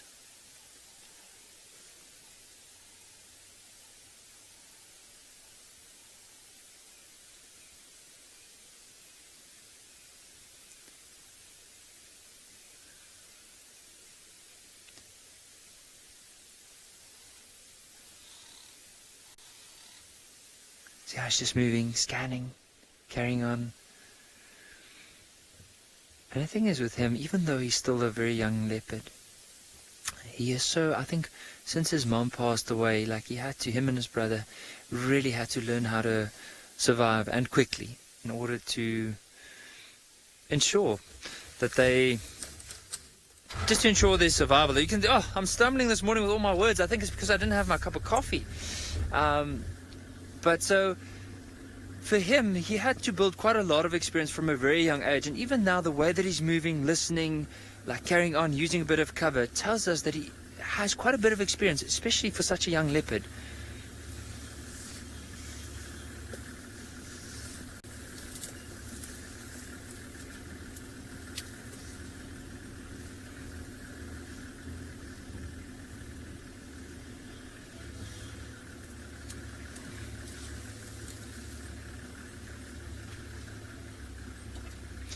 Mikey is, so his father is what we believe to be called the Tambuti male, so he's still in this area.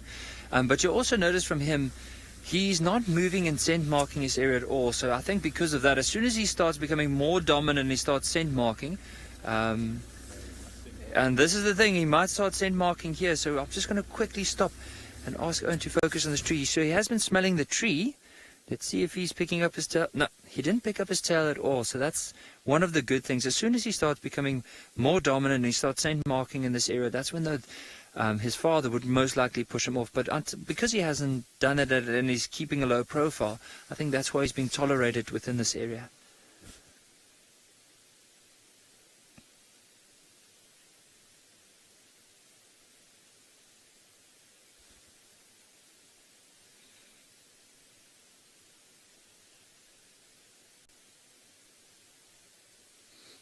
I'm glad some of the viewers are a bit worried about me without having my coffee. So, yeah, this morning was pretty interesting. I was trying to run for the coffee, but then I had to do other things, and eventually I didn't get out to it. So Owen said he promised he'll make me a nice cup of coffee once we get back. He says, because, shame, like he has to deal with me the whole morning now, like this person that's not even getting to say what he needs to say because of him not having coffee. So you can just imagine. Pretty hard on Owen.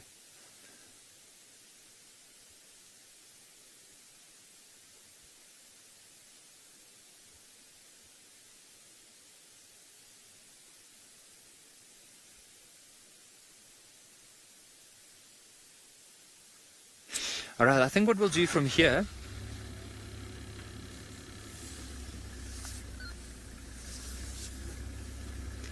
I think we're going to follow him and see where he eventually ends up. And I think while we do that, we're going to send you across to Tswalu with some elephants.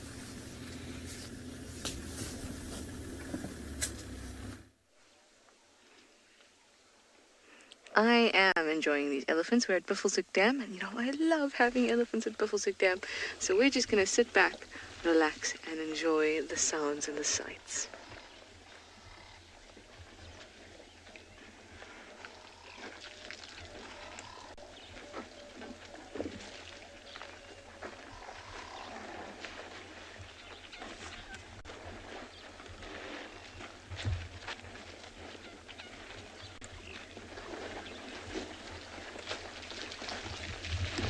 I think that you guys should imagine that you're out here on safari. You've stopped over at one of the dams and you have a massive herd of ellies. There's some quite close to us trying to move in.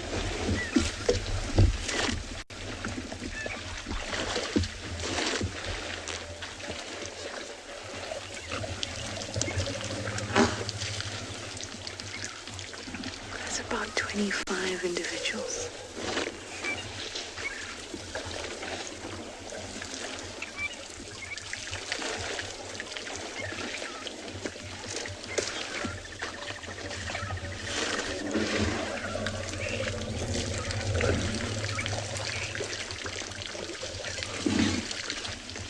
Oh, hello, girl.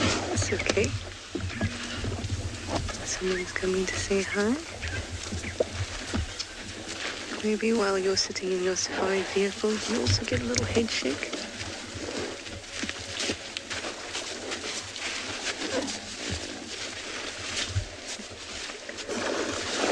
Oh, this is so special. Everyone right in front of us.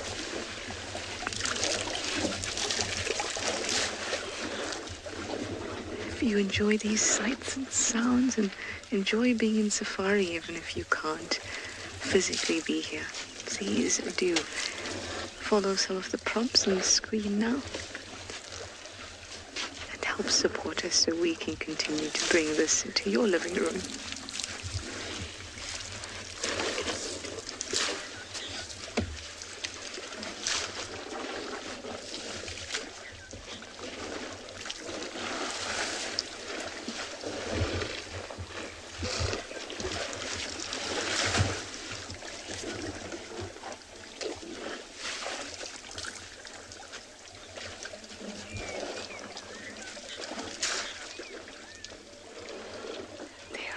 Here in front of us on the water's edge.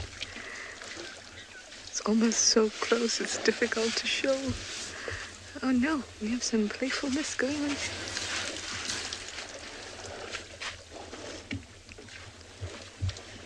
You can see the edge of my vehicle because they're literally right in front of us.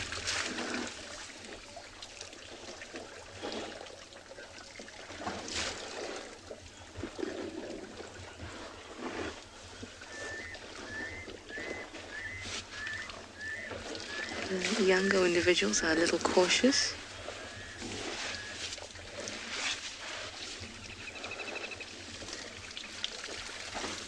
I'm just going to grab that again from you, Emma.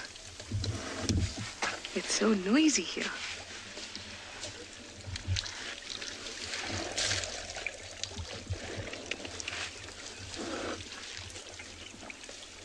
Any moose, you say I'm surrounded. I am. They've taken me hostage. I'm surrounded. And I'm ecstatic about it.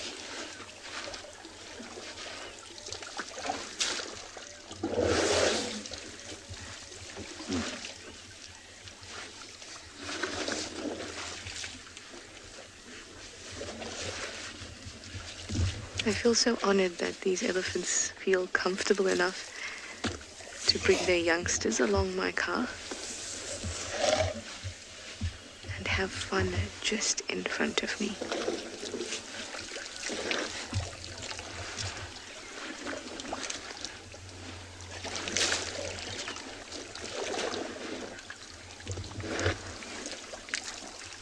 I want to spend this whole experience with you guys. It's truly special.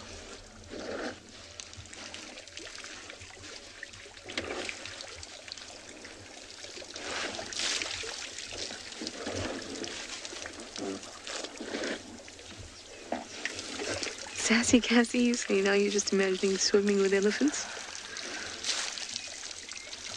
I'm sure in our heads it feels like an amazing experience. But I'd imagine when you're actually in the water, knowing that there's probably crocodiles and hippos if the elephants are swimming in there, might be a little bit nerve-wracking.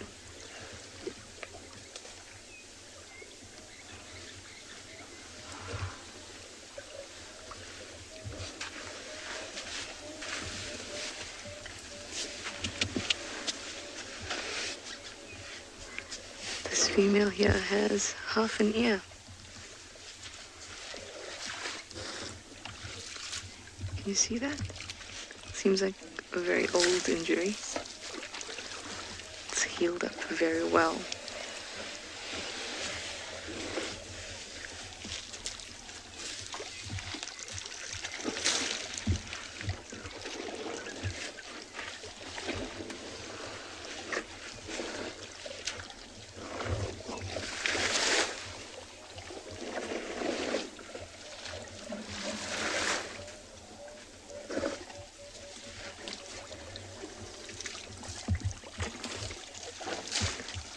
And then you say nice close-ups. Nice close-ups, BK.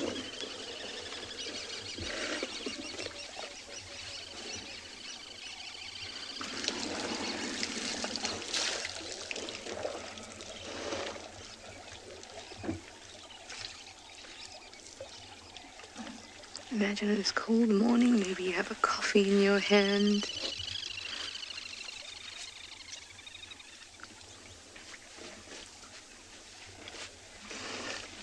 Sitting where I am and having all this joy. You don't have to think about anything else. You can just watch them.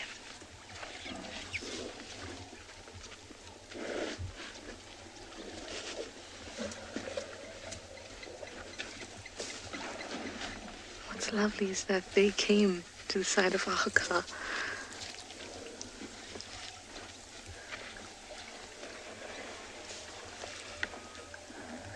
Claudia, you'd like to know if I've touched an elephant, and you gave a number of descriptions. I have not touched an elephant. Hello, Marco. Ah, there's a big boy here who's just on the other side of me. Claudia, I'm going to give you an answer in a bit. You see, this boy is getting excited after seeing the females. Scaring them off. There, he's coming. Just watch this.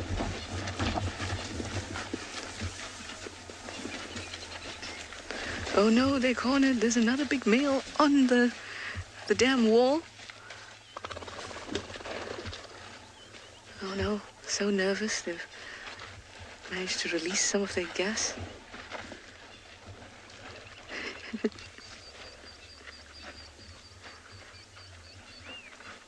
But Claudia, I haven't touched an elephant, but from what I understand,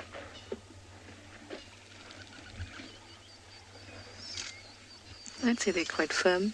I'd say they're warm, since they're mammals. And they do have little hairs along their bodies. So I'd say a bit of hairiness too. Yes, swaggering across the dam wall. That is a word. There's even more coming. This is amazing.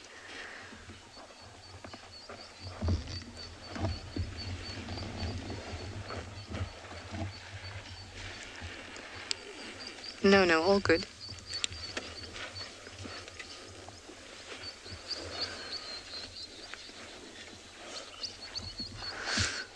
Shame there's another vehicle that's on the damn wall, and he was so sweet. Asked if he needs to move for any shot. I said no. Everyone deserves to enjoy this.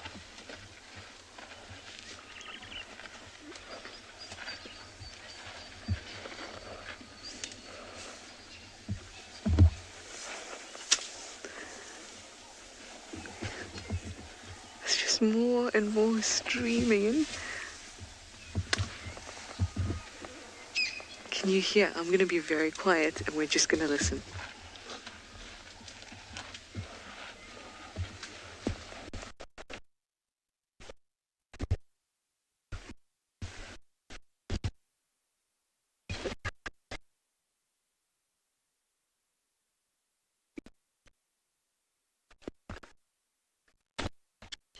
Spot another 25. There's just no. Come around. Let's show them.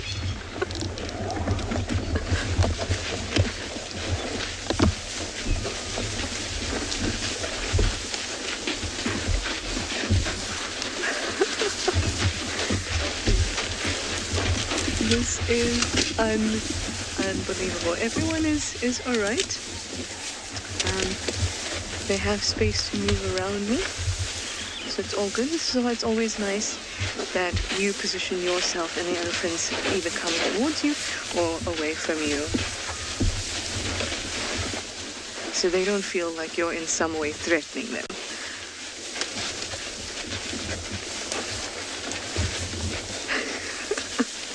Oh my gosh.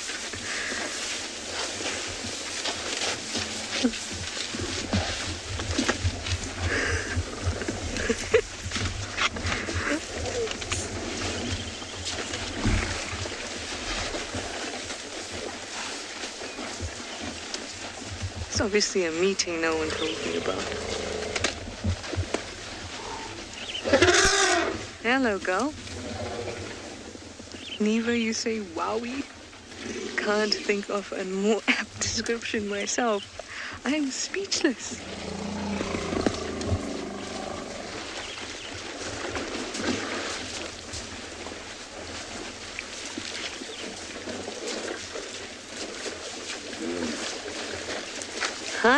Hi.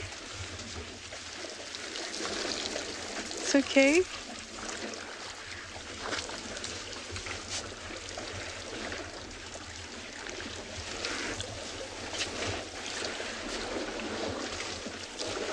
There's a bit of crowding going on. Everyone's walking and running in the opposite direction now.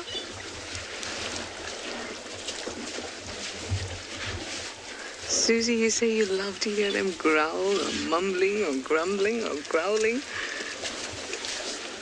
I do too. That's just a fraction of the chatter that's going on. Just a fraction. Hello, big girl. Hello. I know. This is your space. I know.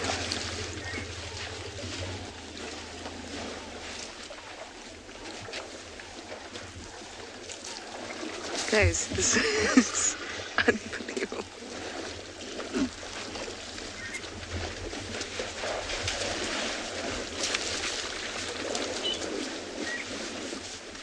Kenny, you'd like to know how many there are now? I'd say there's about 40. 10, 12, 14, 16, 18, 22, 24, 26, 28, 30, 32, 34, 36, 38, 40, 42, 44, 46. 46 that I can count, and I still see more streaming through from behind me.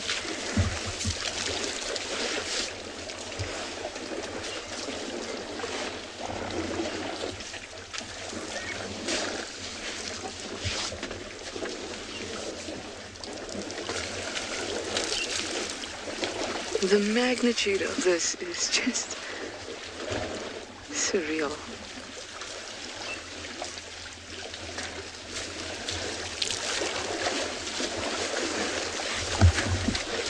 Oh, we've got another 2, 4, 6, 8, 10, 12, 14, 16.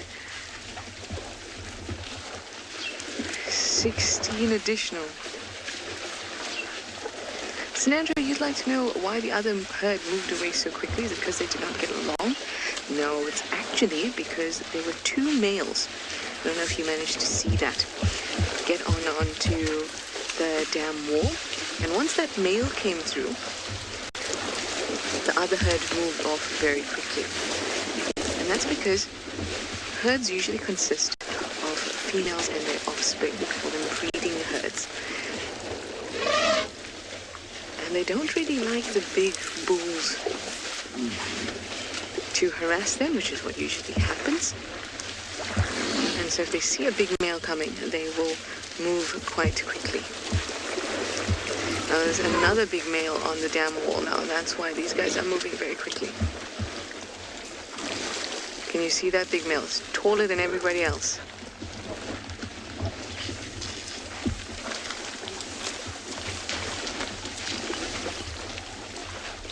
Unbelievable. All right, well, I'm going to send you over to Nikki to get a bit of an update on those leopards. So I'm going to sit tight and see what happens here.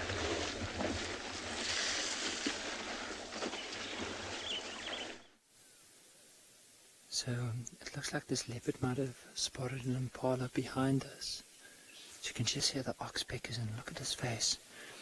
I'm also going to ask Owen just to zoom out a little bit so you can see the way that he's like sitting down at the moment. Now there's a little game trail that he's on, and you can just see in his overall body position that he's definitely spotted something behind us.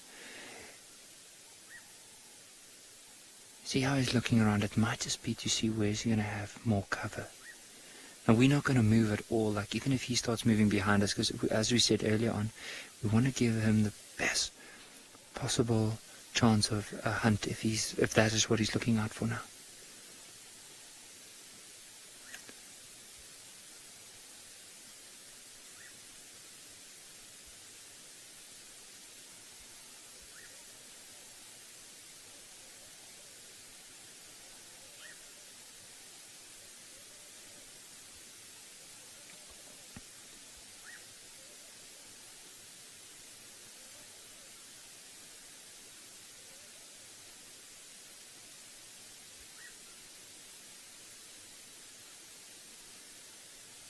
So all I'm trying to be now is we're just trying to be as quiet as possible, not to disturb him too much. But hopefully we'll be able to listen out. As we do that, we might listen out for oxpeckers, listen out for any movement in the branches behind, because as soon as we start hearing that, we might even see him start moving. But if you look at that paw that Owen is now pointing out, so see his left paw, our right on the screen, but his left, but our right. So whenever we track him, that paw is a little bit twisted out.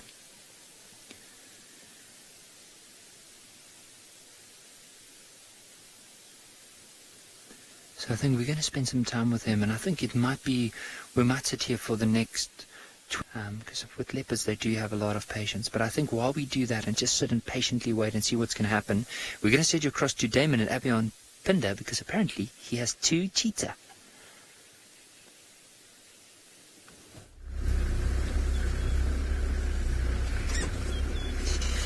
Welcome back to andBeyond Phinda Private Game Reserve, everybody.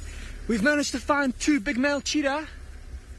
They're just running off here to the left, and they are busy walking through this beautiful long grass.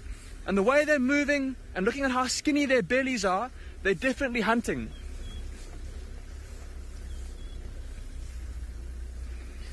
Now if you can just see their heads bobbing above the grass there.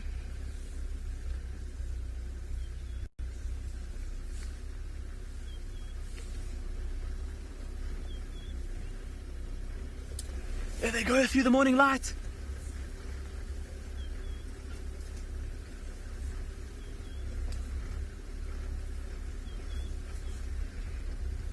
So just while we're driving, please hold on tight, everybody. There might be some bumps and some branches. Just duck down here, careful.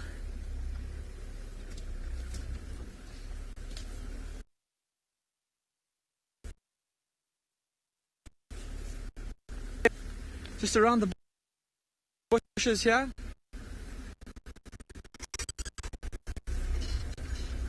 They're proving very tough to keep up with.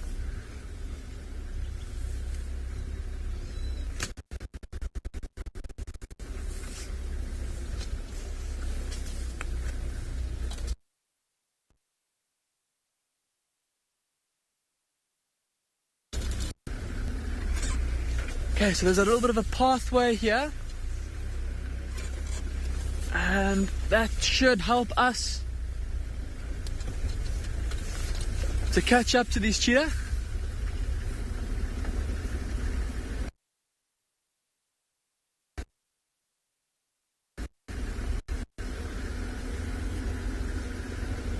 Look at that! Now some of you might be wondering, because normally when we see cheetah, they're always out in the open grasslands. What are these cheetah doing?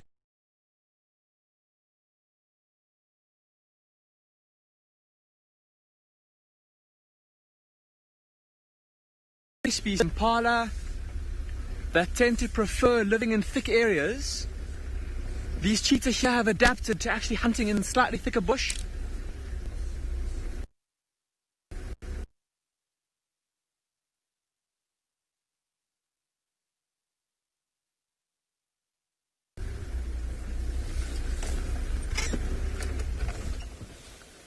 And that's why they're walking through here, looking to see if they can find an nyala or an impala.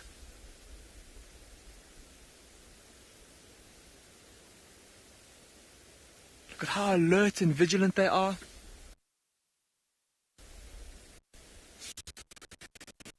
Right. Let's keep up with them.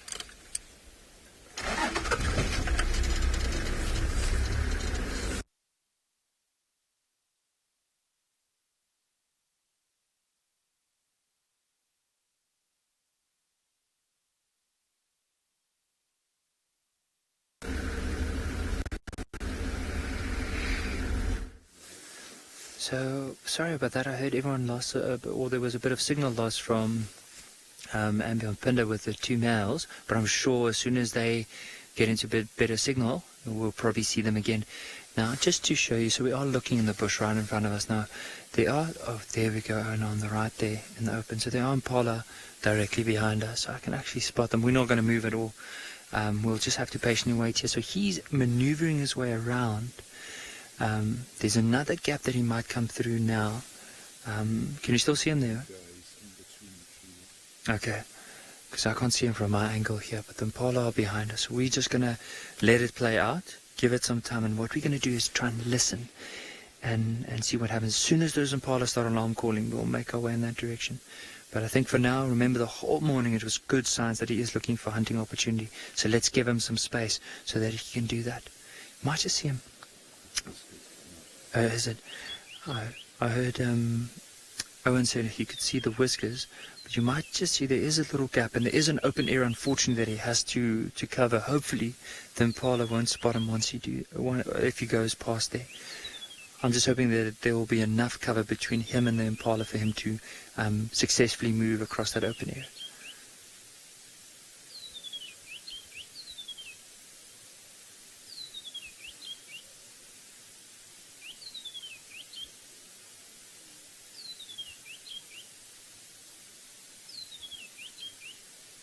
Newsflash, I do agree. Like, to me, I mean, you read so much in books about animal behavior and what animals do in certain areas, but I always feel like each and every, so even though leopards in general have certain characteristics, behavioral characteristics that can be generalized across the whole group, I think also with each individual, they have very unique sets of characteristics, individual characteristics that they themselves follow, habits.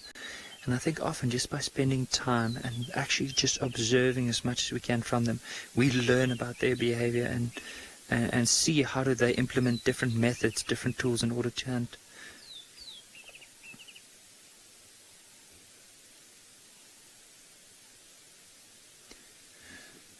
So while we're going to still carry on to see what might eventually come from this, we're going to send you across to Taylor at Pridelands with some elephants.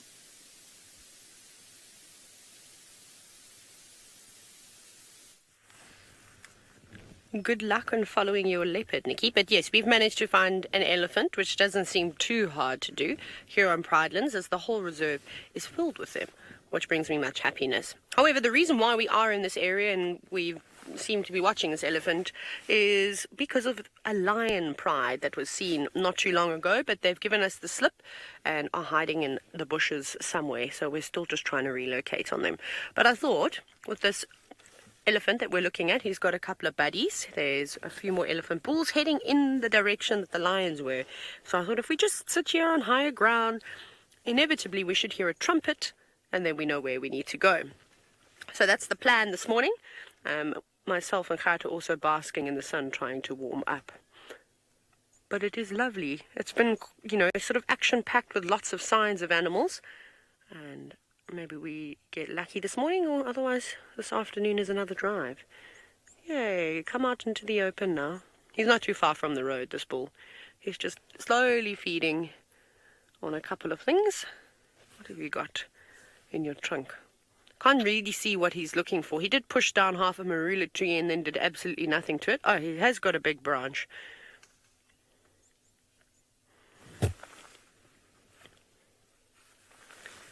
Now, Sassy Kathy, the reason why we were hoping to hear the elephant trumpet is that it's normally an aggressive sound. So it's like a distress call, if you will.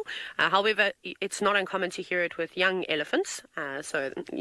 Trying to sneak a suckle from mum, but too old and gets caught and gets reprimanded. They normally let out a bit of a wail, but typically it's the distress sound. So if we hear that, and with rumbles and all sorts of things, then we know that those lions are not too far away, which is great. There's also impala and guinea fowl about. So between the three species of animals, if they walk past the lions, someone is going to let us know.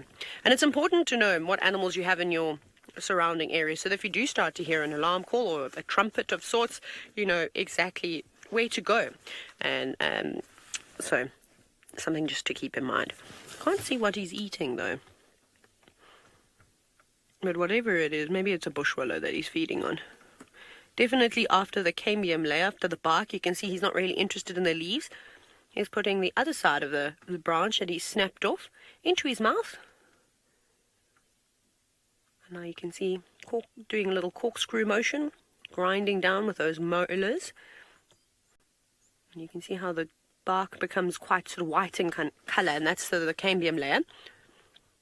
So he's trying to strip that off and get that lovely succulent section of this branch. You might even be able to hear him. There.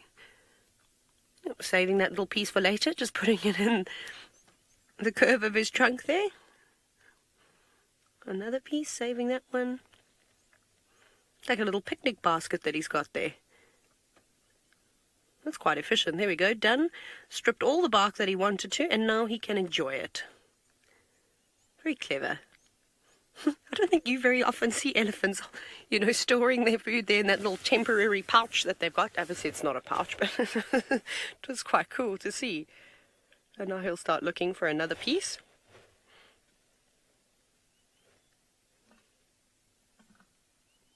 Yeah, there's no such thing as table manners out here in the bush. You can chew with your mouth open. It's not frowned upon. But now he's standing in a very awkward position. Come out from behind that corkwood.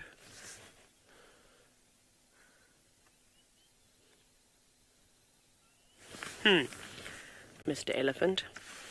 He's not making it very easy for us today. But we shall wait. We shall stick around in this area for a little bit longer. Off you go to Phinda, where Damon is still with a cheetah.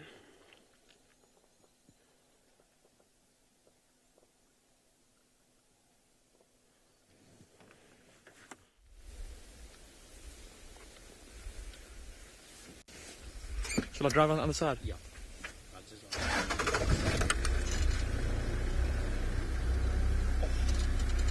Alright everybody, welcome back. Welcome back, everyone. Apologies for the poor signal, but we have managed to find these cheetah, or to catch up with them, keep up with them rather, and we've now at last come out of that very thick bush where they were hunting, looking for any signs of a Ngala or impala. Now they've popped out, and look at this beautiful vista that they've got for themselves here, looking down into the valley. And from this vantage point, just imagine with those super sharp eyes of theirs, how they'll be able to scan and look for any potential prey. Look at when he turns sideways, look at how skinny his belly is. I don't know if you could see how his tummy was tucked right up against his back. So they're definitely in need of a meal.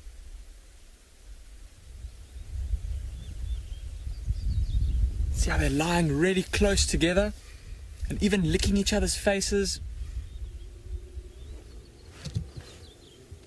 The two brothers, and just showing that super strong bond that the two of them have together. And reaffirming that bond by grooming each other, cleaning off bits of grime and bits of dried blood from each other's faces.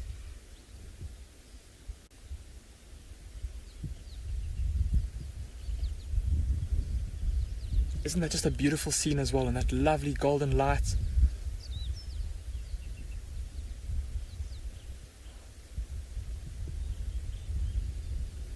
Now busy grooming themselves. Very meticulous with their cleaning. I don't know if any of you have got a cat at home, if you've ever felt the tongue of a cat and how rough it is. It's much the same with these cheetah, but imagine a cat this much bigger and how much rougher those tongues must be. And if you have a close look at a cheetah's tongue, they've actually got these little kind of opaque, almost like spikes on their tongues. And so when they lick their fur or lick each other's faces, those spikes almost act like a comb's teeth, going through the fur, cleaning out bits of dirt.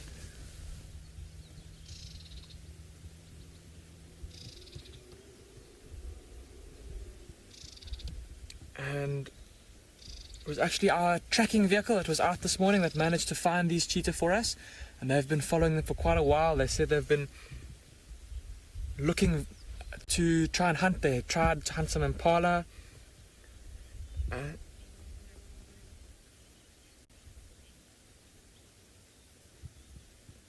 Butterfly, you're asking if domestic cats groom themselves for the same reasons that big cats do. Absolutely, Butterfly. It's for personal hygiene. And then if you've got two cats that are perhaps bonded, so like a mother with her kittens, mom will clean her kittens to reaffirm the bond between mother and kitten, just as these male cheetahs are grooming each other to reaffirm the bond between brothers. And that brotherly bond is part of their success. I don't know if Marcel just zooms in super close onto their faces. Have a look at how ragged their ears look and how tattered their fur is. Now, these are two pretty old males, and I think these are the same males that you spent yesterday afternoon with Djuma. And like I said, pretty old males that have been dominant in this area for many years now. And the kind of scraggliness of their fur and the scars on their faces, just a testament to their success as dominant males, a testament to all the fights that they've been in and managed to win. And a lot of that is thanks to the bond that they share. They'll patrol their territory together, hunt together.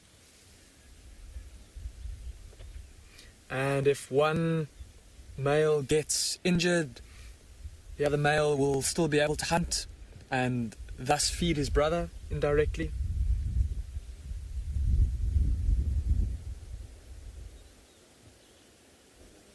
So very important, that bond, and very important to keep it strong.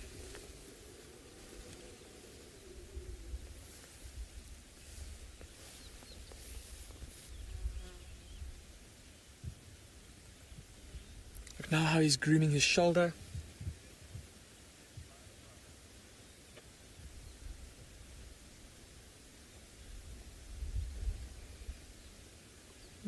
very meticulous with their cleaning. We said they've been walking for the whole morning, it seems like, just listening to the updates that the tracking vehicle was giving us on their tracks, and then once they found them. And even in relation to where you all saw them yesterday afternoon, they have covered an immense distance during the night, and with it having been full moon last night, a bit of extra ambient light would have enabled them to travel relatively safely through the plains to get to where they are now.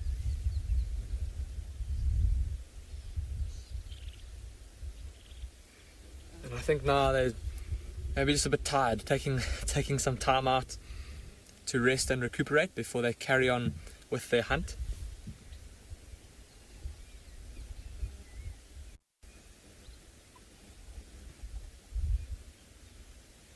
Now, of course, for these male cheetah, even though now, while it's cooler in the early hours of the morning, will be preferential for them to try and hunt.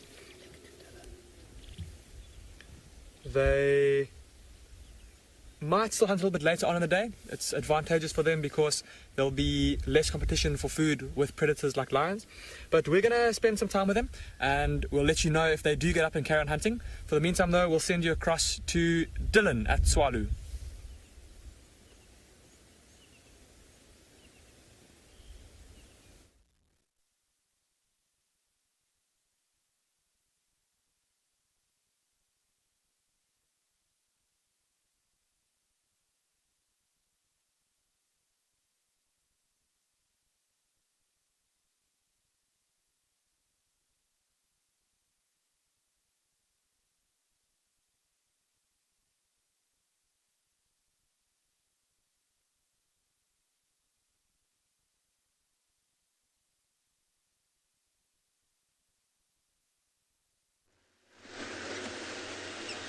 Hello everybody, sorry about those technical issues coming to you from Tswalu Kalahari. Audio issues from time to time. Welcome back to Juma. We have moved into the area that had Tundi's tracks yesterday, and haven't found anything new, which means one of two things. She's walked across a hard piece, exited and we didn't see, or she's maybe found something to eat and hoisted it in a tree. But you'd expect that at some point she'd have to come out to drink. So that's why we check around the block. But as I've explained before, it's not impossible to drive right past the track if she walks over a very hard area. When they walk in the road, it's wonderful. You can find their tracks easier.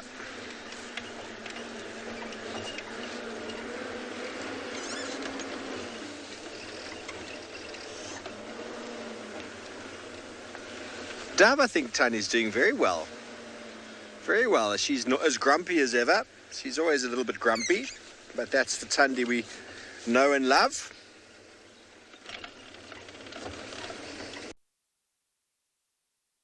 It's at that stage now that it's able to climb trees, and it's obviously not independent, but it's able to access and elevate itself, which will keep it safe from hyena. There's absolutely nothing a leopardess or a cub can do if there's a male leopard in the area that takes unfavorably to the cub. There's really nothing.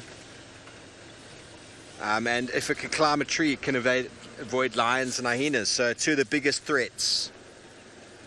But you can be the best tree climber in the world. If a male leopard doesn't like you, he's going to get up there. So those things do happen. But I'm having very positive thoughts and feelings for Tundi and her little boy.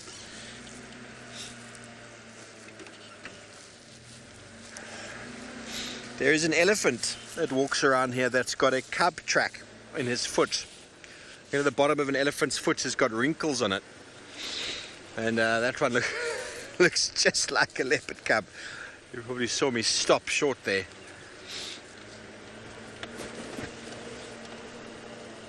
so somewhere inside this block there's a number of really nice marula trees.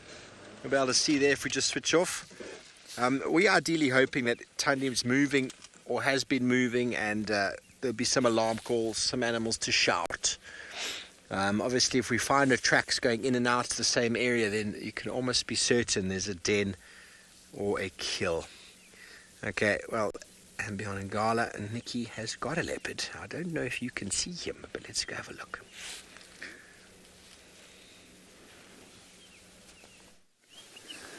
So eventually he moved around. He was trying to see if he can get to the impala, and they slowly started moving off. He decided, no, he's not going to waste too much energy from there on, and he decided just to go lie down where we saw him a bit earlier.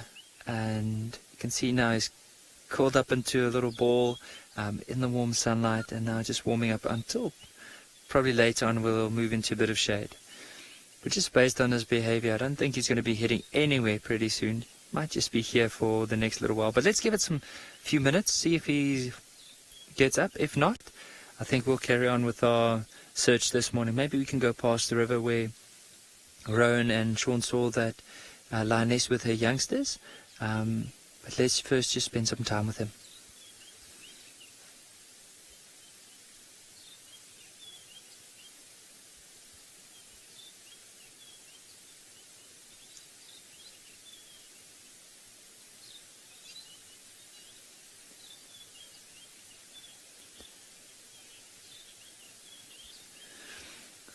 Patricia, it is definitely nap time. You can see the way that he's just lying down. It's I don't think he's going to be heading anywhere pretty soon. So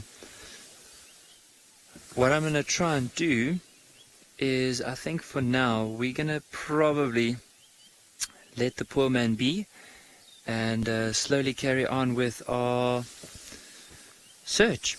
And as we said earlier on, we're going to go see if there's any signs of possibly the lions with the youngsters. We just don't know what we're going to find. I've been trying to listen out as we were sitting here if there's any signs of more elephants or possibly oxpeckers who could tell us there's some buffalo in the area. I haven't heard anything.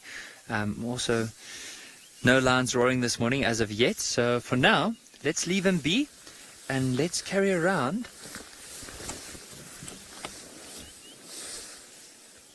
And I think while we're going to carry on look for those lions, we're going to send you back to andBeyond Phinda with Damon with those cheetah.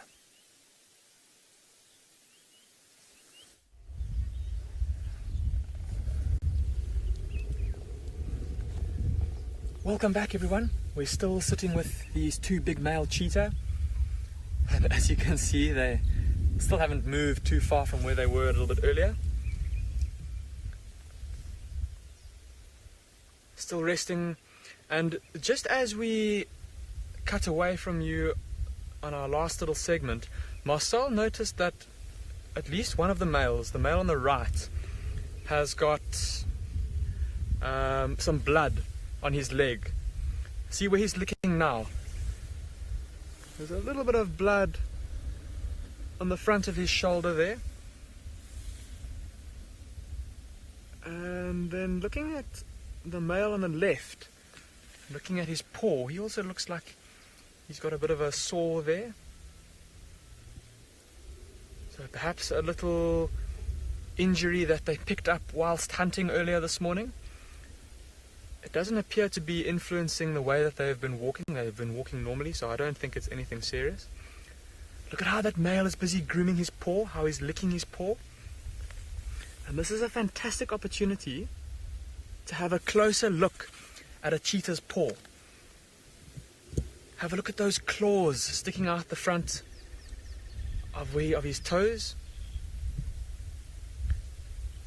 And have a look now, even when he puts his paw down, those claws are still out.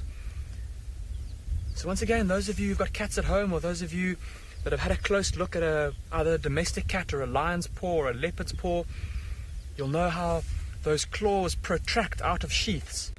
And when the cat or when the lion or the leopard walks, those claws are always kind of sheathed and they don't come out so that they don't touch the ground, and that way they stay nice and sharp. Very different with these cheetah though. See how they're resting, how those claws stick out permanently? So the cheetah can't draw their claws fully back into sheaths like some of the other big cats can. And part of the reason is that they need those claws out for when they're running at high speed. They need that traction. And it's a bit tougher now that they've moved a little bit. But have a look at the back pad of, I think this cheetah closest to us, the one on the right, Marcel, his back leg. We might be able to see it there. Have a look at how sharp the edge of the back of his paw is. The very narrow a very narrow foot, and that just helps with traction and running fast, just like a runner's shoes or a rugby player or a soccer player's shoes that have those studs at the front, and then the very narrow, sleek shape to help with speed. And I think I've got a picture here of some tracks that I think will help us out a little bit. So if we'll just come across to the book quickly. So we'll start off with a lion's track, see how very round it is, and then see how there's no claw marks on the track when the lion walks. And that's what we were saying, because when a lion or a leopard walks, the claws are sheathed. With a cheetah, it's quite different. Have a look at how long and skinny that footprint is, and those sharp edges that I was talking about, and then of course the claws that are always out. Have you ever seen a king cheetah? No, I have not. It would be fantastic to one day.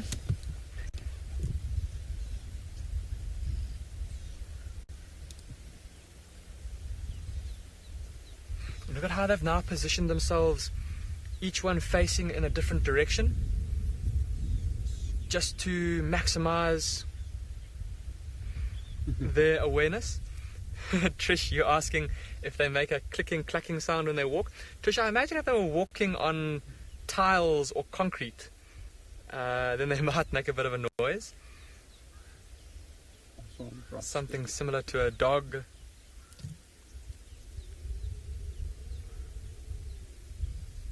They're now starting to look pretty sleepy. Like I said, they have walked an immense distance during the night under the light of the full moon, so I think this rest is well deserved. Look how their tail tips twitch every now and then. And I'm sure that you would have seen now with Nikki's, or with the sleeping leopard that Nikki was with. They tend to sleep pretty soundly. It'll be interesting to watch now as these cheetahs sleep to see how often they open their eyes and look around, just in contrast to how that leopard was sleeping. Critter, you're saying that you've never seen so many scars on a cheetah. Well, Critter, this is what I was saying earlier about how old these male cheetah are and how dominant they are in this area. And they have to fight off. There's 2 other coalitions of male cheetah that have their territories around these 2 males, and they're constantly having to fight those males off and keep them out of their territory. These 2 males together, their territory is by far the biggest territory out of the 3 coalitions of cheetah that move through our reserve. And that's definitely what those scars would have been from.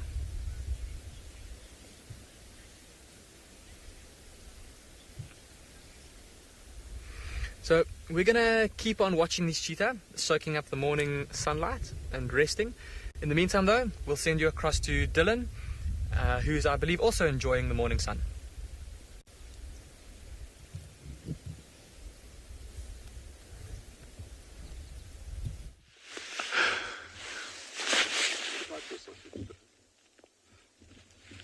It's small, thin and white. A bit chewed on the end. Huh? Ben.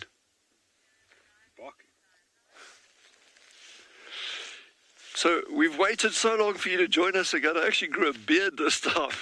But anyway, we've got a really, really interesting plant. So under this thicket over here, you've got these very spiky plants. It's called a mother-in-law's tongue. And I think we can all go figure that one out. See, fairly fleshy, but very spiky on top. And what's interesting, it's actually very palatable, and it's spiky for that reason, is to try and reduce the amount of time that animals spend trying to dig it out. But you can actually see over here some digging. This is baboons that have actually been digging the tubers out and feeding on them. They pull it apart there, but you can see it's very fibrous. It's very, very fibrous. It's actually quite sweet. It's not a bad taste, but I think, there's just so much cellulose content in here. It's probably not hugely beneficial to spend a lot of time eating it. But what's interesting about the leaves, I'm going to get rid of my beard here, is you got these long strap-shaped leaves, and it makes a fantastic, there you go, you can see that. It makes a fantastic string, and it's actually always fun to make like little bracelets and things for people. I'm just going to do this. Don't chop your fingers off if you try this at home. I would recommend going into the garden and taking some of your parents' really nice plants. You can make nice rope with those as well. So you see, I'm just getting 3. I'm doing this very, very briefly as a rough thing over there, and then I'm not a master platter. But basically, and I'm sure the ladies would be able to laugh and chuckle at me doing this, I actually need like a second pair of hands. Jean-Andre, stop laughing, otherwise I'm going to rope you into this. Okay, I need another pair of hands here. Jean-Andre, I'm going to ask Jean-Andre just to just close your finger there. Wait, hold on, open, close. Okay, there we go. And this makes a beautiful, I'm doing like a very, very coarse one over here, just as an example, but you can make this as thin as you want, or as thick as you want, and you can actually keep adding to it, and it'll go longer and longer and longer, and they become incredibly strong as long as they're wet.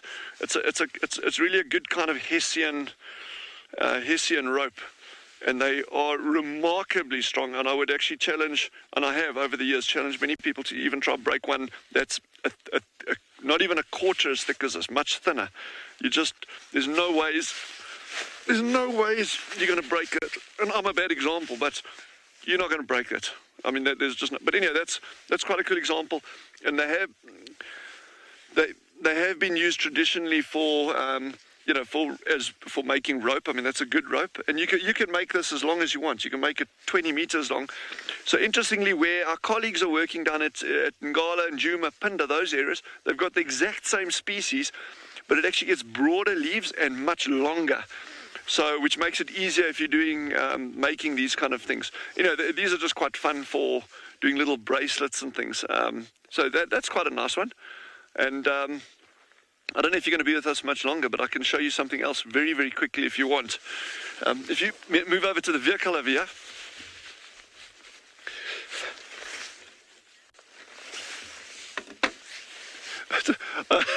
I just roped him in. So bear with me for 1 second. Okay. 3 pieces of string. It's the same stuff that we've just made. 3 pieces of string, walk into a restaurant, and the first one asks they ask the waiter for a drink, and the waiter says, sorry, we don't serve rope. So he walks out, he goes and sits down. The second one says, don't worry, I've got it. He goes to the waiter, says, please, can I get a drink? And the waiter says, I've told you already, we don't serve rope. Okay, he goes and says, the third one says, leave this to me, guys. Ties himself in a knot. Okay, and he goes and asks the waiter for a drink, and the waiter says, oh sure, yeah, 3 drinks. And he comes back to his friend and says, how did you do that? But the waiter says, hang on, aren't you a piece of rope? And he says, no, I'm afraid not.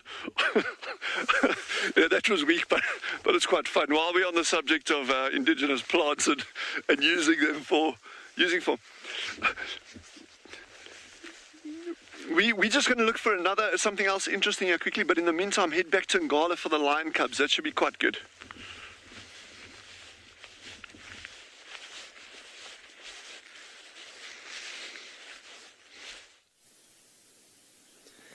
So how lucky were we this morning? So not even a kilometer further away, so I think exactly 600-700 meters further down, we were going to the last area this lioness was seen with the youngsters, and as we started coming down towards the river, Owen had this incredible spot and spotted her on the bank, You can just see the 2 youngsters are there as well.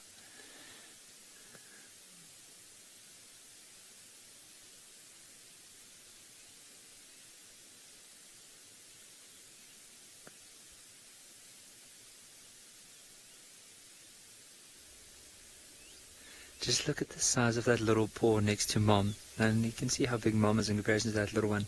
So eventually, I mean, the young male would be bigger than her eventually, but that young female, maybe in 3-4 years' time, would be exactly the size of that Mom. And who knows, maybe have cubs of her own as well. But for now, very small, and still, I think the only thing they need to worry about is just making sure that they go to Mom whenever they need a little drink.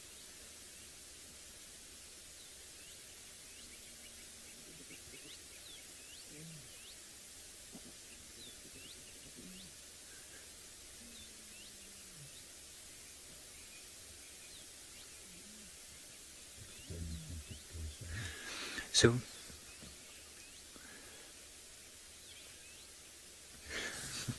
Claudia, I'm glad the little cubby paws are your favorite.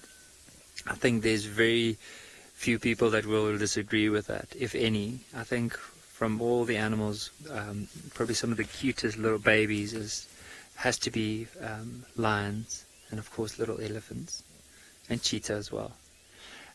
But you'll notice that we're not too close to where she is now with the youngsters, and the main reason why we don't want to get too close is because she's not with the rest of the pride. So for us, we're trying to be as sensitive as we possibly can be. So whenever she's by herself with the youngsters, until we feel that it is time, we will not necessarily just off-road in order to try and get a better view. I mean, if we have a view of her and the youngsters, I mean, that's where we'll stay and just view them for the next little while.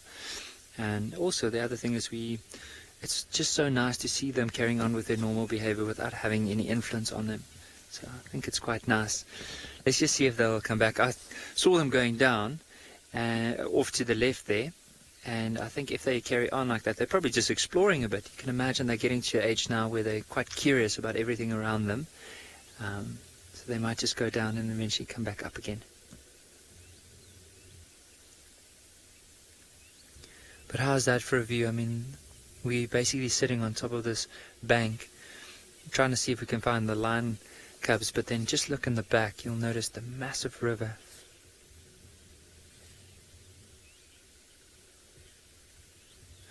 Patricia, I agree with you.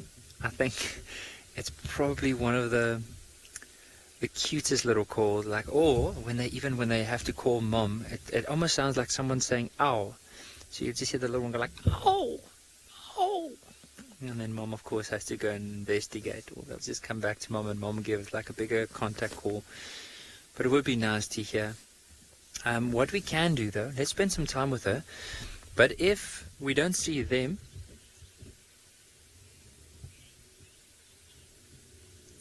we're going to go down into the river, but and just see if there's maybe a different angle of looking up back towards where she might be with the youngsters. And I think while we do that, we're going to send you across to Damon, who's with those cheetah that are currently moving.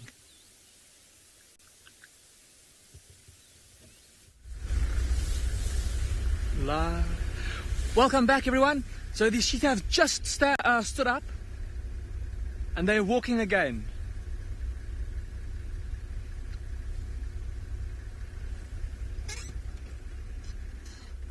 So back off on the hunt. And look at how they're scanning carefully from left to right, looking into these woodlands for any movement. I'll be looking for the profile of an Ngala or an impala, or maybe something even a bit larger. These two big males together, their combined strength will enable them to take down animals even as big as Wildebeest. And in one instance, one of our other rangers here watched these two male cheetah kills. So that's the kind of prey size that they can take down.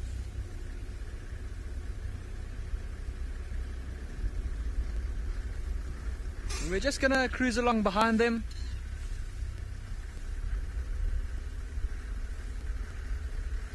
And we'll be watching their body language for any changes in body language. So we'll let you know if anything exciting happens here. In the meantime though, we'll send you across to Steve, who is still searching for leopards.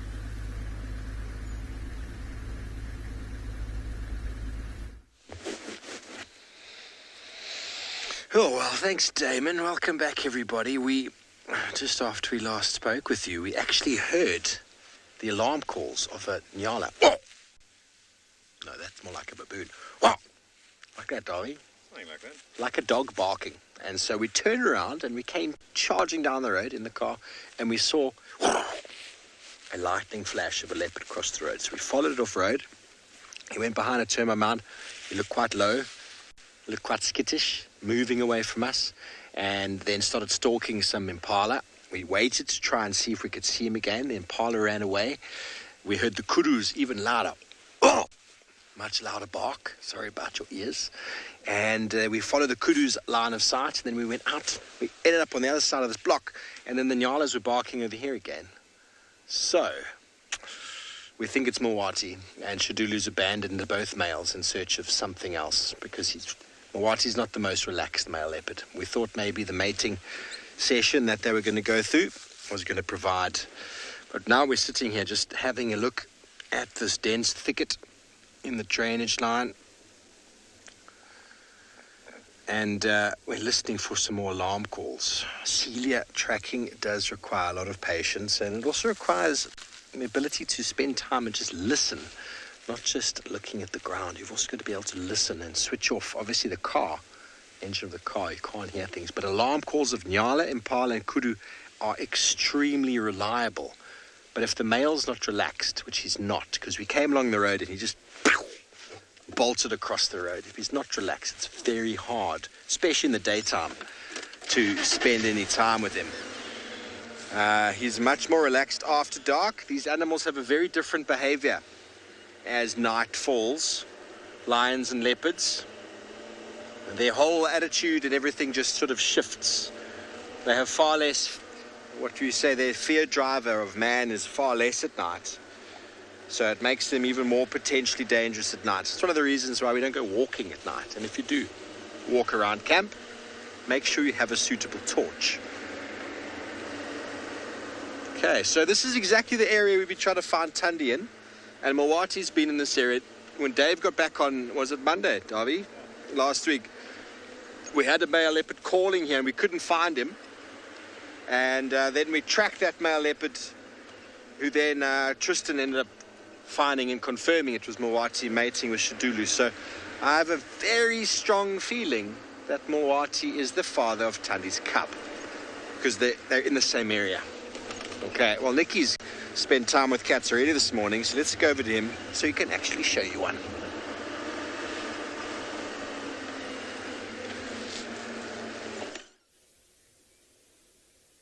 So we just managed to come down into the river, and of course these two little cubs have been up to quite a bit of mischief. So you'll see just next to them there's a branch, and as the one moved on the branch, it started moving. So then for a little while they thought it was one of their playmates, so they just started playing with the branch, like trying to see if they can crawl underneath it. So it'll be interesting to see.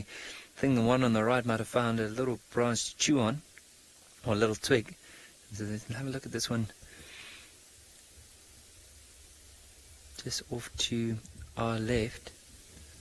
You can see it's still looking at that branch. I wouldn't be surprised if it eventually gets up and starts playing with it again.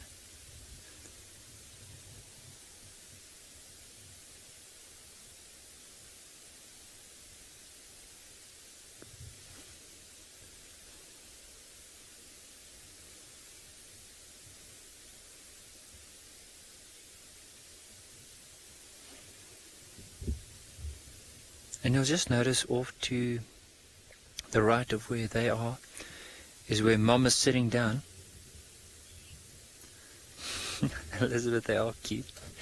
Just look off to the right, you'll notice the mom is just sitting there and she's making sure that everything is safe. So you'll notice she's sitting in the sun, but even though she's quite tired, she's not just putting her head down, she's just scanning, making sure that everything's alright and the youngsters are going to be safe.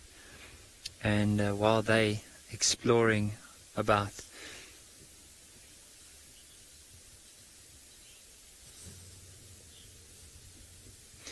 So we're going to spend some time with these lions. I know they're not going to be heading anywhere pretty soon, but let's send you across to some animals that are on the move and possibly going to hunt back at andBeyond Phinda with Damon. Welcome back to andBeyond Phinda. And just moments after you left us, these two cheetahs spotted a herd of impala. And I was speaking about how we were going to watch their body language carefully. Look at them now. Look at how slowly they're moving. Inching forwards, like half of a step by half of a step. And those ears are pricked forwards. Their heads are still, their bodies are tensed. And they're just sitting down there in the shade. Now, I know the view might not be the best for now, but we can't move at this stage, everyone. We have to give the cheetah and the impala equal opportunity here. We can't interfere with the balance of this hunt. Those impala are probably about maybe 80 meters, maybe about 250 feet in front of where these cheetah are. And the wind is blowing from the impala to the cheetah, so the impala are not going to be able to smell the cheetah. The cheetah therefore have a bit of an upper hand there in that sense. See now how they've gone into the shade there, trying to use the cover of the bushes to break up their outlines.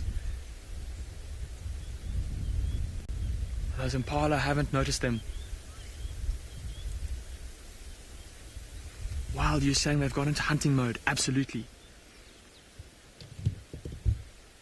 See that male at the back, just turning his head and having a quick little glance over his shoulder to make sure that aren't maybe some more impala or another kind of prey that's a bit closer to them that they've missed, and also making sure there isn't a bigger predator like a lion or something watching them.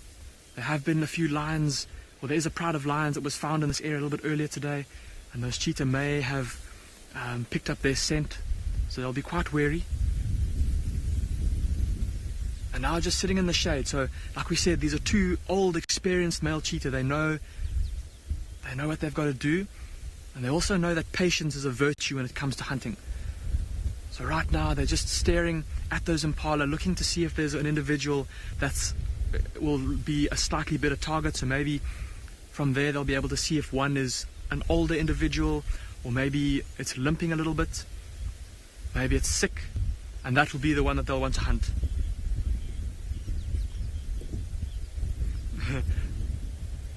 Louis D. Lion, you say they're revving their engines.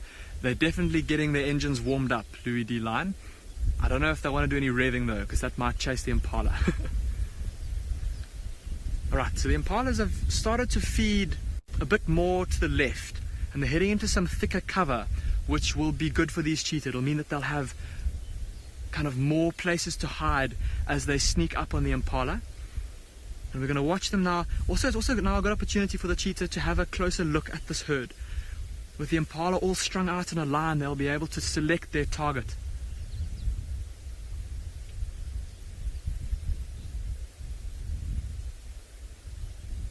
And now all we can do is wait and just be patient. Okay, the one male's up again.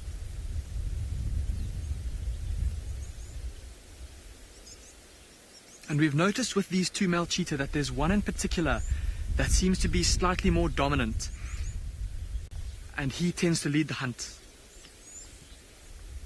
Look how he's slinking back. He's obviously decided that that's not a good move for now. Christina, you're asking how often do cheetah hunt? Christina, if they can fill their bellies every 3 days or so, they'll be comfortable. So see how they've now turned around? They've now got their heads down, they're slinking around. They've decided that this is not their best angle of approach. There's quite an open gap between the bush where they were hiding and the impala. So they're coming around into that thicket. Remember I said earlier the impala have moved into a denser thicket. That's right where the cheetah are coming. Look at them coming right towards the vehicle. There he comes. Sit very still, everybody. I think he's too close for Marcel to film. So he's just moving around and going to try to approach them from a slightly different angle. The second male has just come out from the road. I'm going to move out of the frame. And he's going to come right past us too. So this is that slightly more dominant male that I was speaking about. See the scars on his face? That's how we can identify him.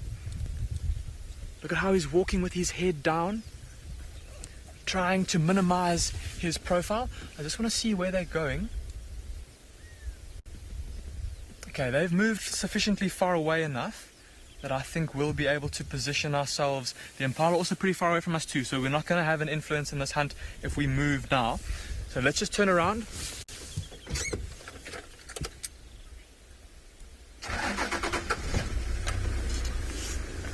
Cobalt, you're saying you're so glad that we're going to see a close-up of his face. I am too. They're so full of character, these old male cheetahs' faces. Okay, I'm going to stop here. He's coming back. We don't want to... They're about to come right back to us. Here they come. So you might be able to see another vehicle there. It's just one of the game drives. Other game drive vehicles. Here they come straight towards us. So obviously that angle that they were going to take, also not quite suitable for them. So they're readjusting once again. Here they come.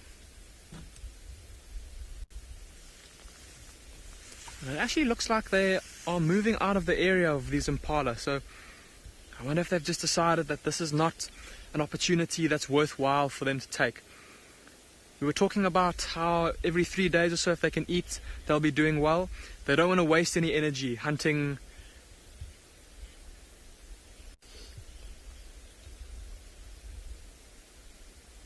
Sorry, Anthony, you're asking if when these cheetah hunt, if they will hunt or approach from the same direction, or if they'll kind of do like more of a scissor or pincer movement.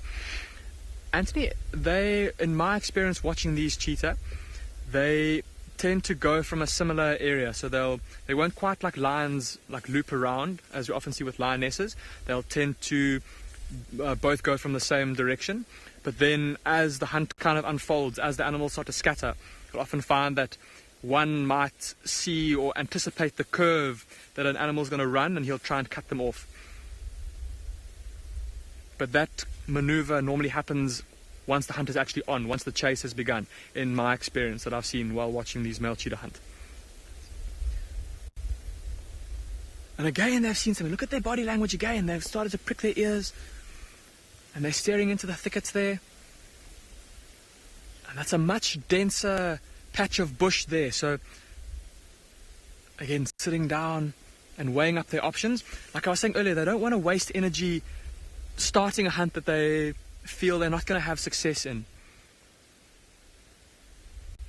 And that kind of intuition has come with their years of experience.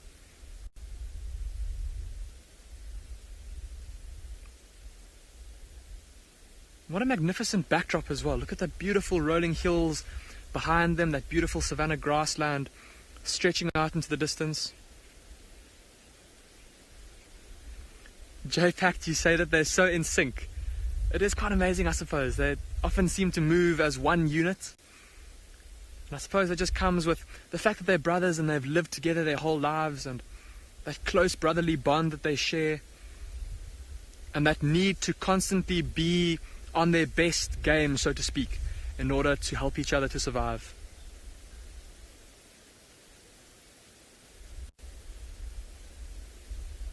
Yeah. Just the most magnificent scene.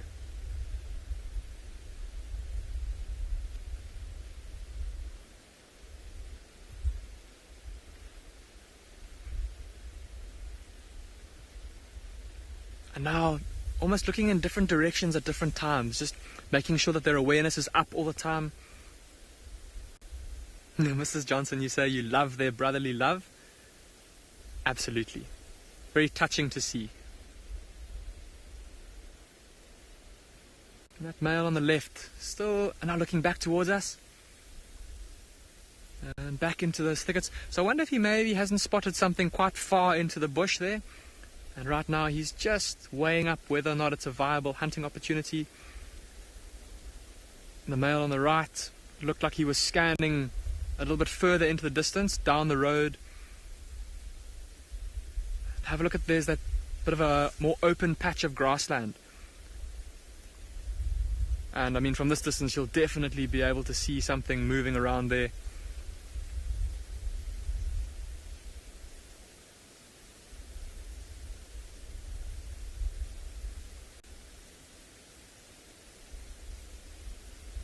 And now looking in opposite directions.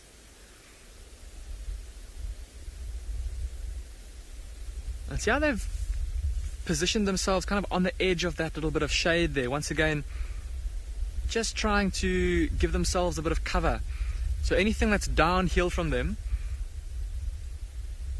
is probably not going to see them, because their silhouette, their outline is not going to break the horizon. There's a bit of shade there for some comfort. And they've obviously decided that that's a good spot to lie down and rest for now, while they scan for the next opportunity. And maybe they even know that these impala might come back around here.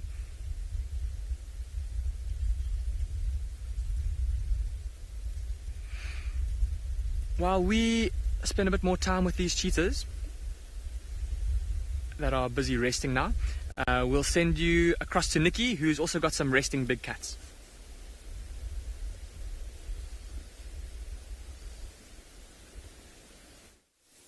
So the youngsters decided to move up, and they are now currently suckling, but you can see Mum turned around and now she's facing the opposite direction. And it's hard to see. I think what we'll do as well is, if they don't start moving in the next little while, we'll probably also carry on and see if there's any other signs. Even this afternoon we can come back here, and also that leopard, and see if there's any changes there. But what I want to do is, let's give it some time there. I just want to grab my map. I'll let you know when I'm ready, and I just want to show you where we've been driving this morning, where we've seen some of the animals, and where we're hoping to go this afternoon. So, and whenever you're ready, if there's... Oh, let's just give it a bit of a good time, because you look at the youngster coming up. See how Mum's very playful, like she's actually grabbing that one on its back. It might be the young female. I wasn't able to see. Oh, there she's getting up the mum.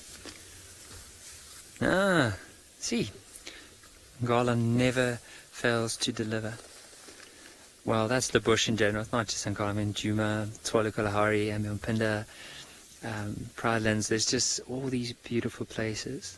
And the thing about the bush, and that's what I really enjoy about it, is just there's not one day that's exactly the same.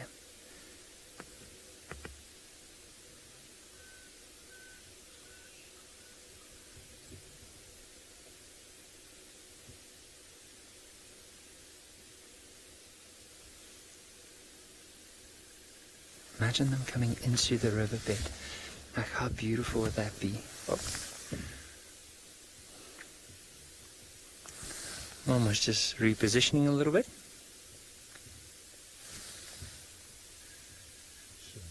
Yeah, she is definitely.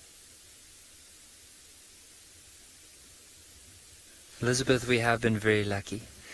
And so she is definitely, she decided to definitely show off a little bit, because she was pretty far off, and now she decided to move closer, and she's on the edge of the bank now. And of course these youngsters are also just lying in a position where we can see them clearly. You can see the one's now getting up, and he might, or she might even start exploring. Let's see at the end of the tail, because the young male has that little bit of hair missing on the very tip of the tail. So I just want to grab my binoculars quickly and see if we can see at the end of the tail. So if it has, oh, this is the female.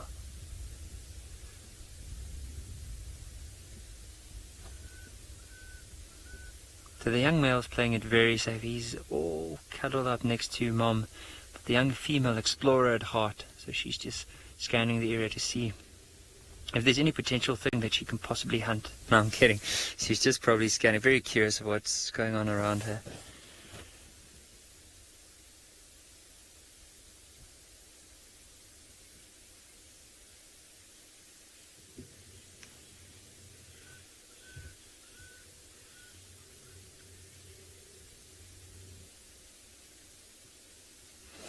Patricia, it does seem like she has moved them away, and I think the reason being is with the pride, often if there's youngsters around, they need to move or in general, especially this time of the year, the pride needs to cover quite a bit of distance in order to look out for possible hunting opportunities.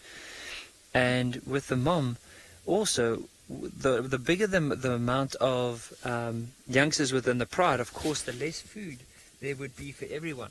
So she probably felt like it was a lot of competition, because whenever they were going out hunting and she had to take them along, she would then stay with the youngsters. And so by the time she got to whatever meal it was, if it was an impala, maybe a little wildebeest, there would barely be anything left for her.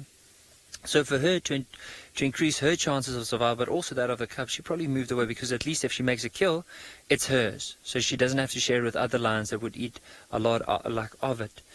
And also the other thing you don't know, maybe because of the youngsters still playing quite roughly with the small cubs, she's just decided, she felt the need, maybe like, let's just move away and then eventually introduce it. So it has been recorded a few times where she'll introduce them to pride for little bits of time, just so that the lions the other ones can start familiarizing themselves with the youngsters, and then she'll pull them back again, and then eventually she'll do that. She might even do it another 2 or 3 times, or next time she might join up on a permanent basis. But I think because of the movement of the pride, the youngsters can't keep up necessarily.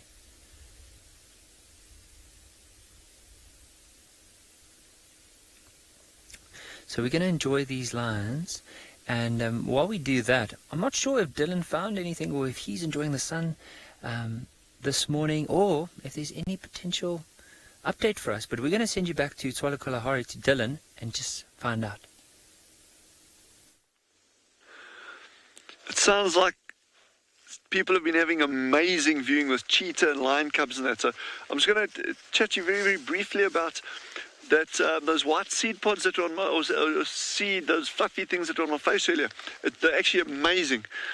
It's these very, very soft, fluffy things that you can see in the bush over here.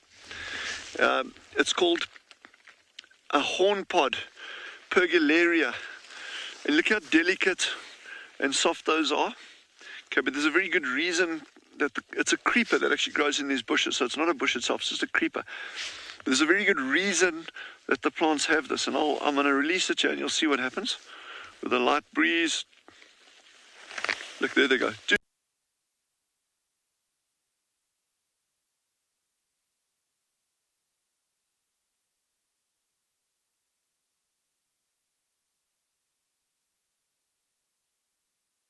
There's the seed. You can see the seed inside there. Tiny, tiny, tiny little thing. And so that's its mechanism of dispersal, is having this beautiful feathery coating on the outside, and the lightest of breezes. I'm going to hold it up here and you'll see what happens. Look, just gone. And that went about 30 meters that side. So, but the other important stuff is the seed covering, these filaments are incredibly important out here for a lot of species of nesting birds, for building their nests, like Cape Pendula and tits, and then also lining as nesting material. So there's lots of ways that these can get dispersed. The key thing is wind, but it just shows like the ecological role. Obviously the plant's first thing is like, I need to disperse my seeds to grow, but they can also perform a lot of other ecological functions in the meantime. So, and it's, yeah, you can actually see, I know it's not great, Chandra, I don't know if you can see here where my finger is. There's actually the creeper twining up this bush over there. Annette, yeah, thank you for that. Yeah, it is very interesting, and everything out here is interesting. Here's another example. I'm just chatting, and I can show you better examples or more examples later. If you look at this bush that we're looking at right here, it's called a blackthorn acacia, and you can see the color of these thorns. They're very, very dark. That's why it's called that. But you can look at this big bite mark. It's an old one, so it's dried out already, but there's a bite mark. And if we had to walk around this bush, you'll actually see numbers of them. But then you say, well, so what? Why, if this tree's got all these thorns, why do animals still eat it? And a lot of people ask, well, how does that giraffe eat these things with big thorns? Having thorns doesn't stop animals eating you at all.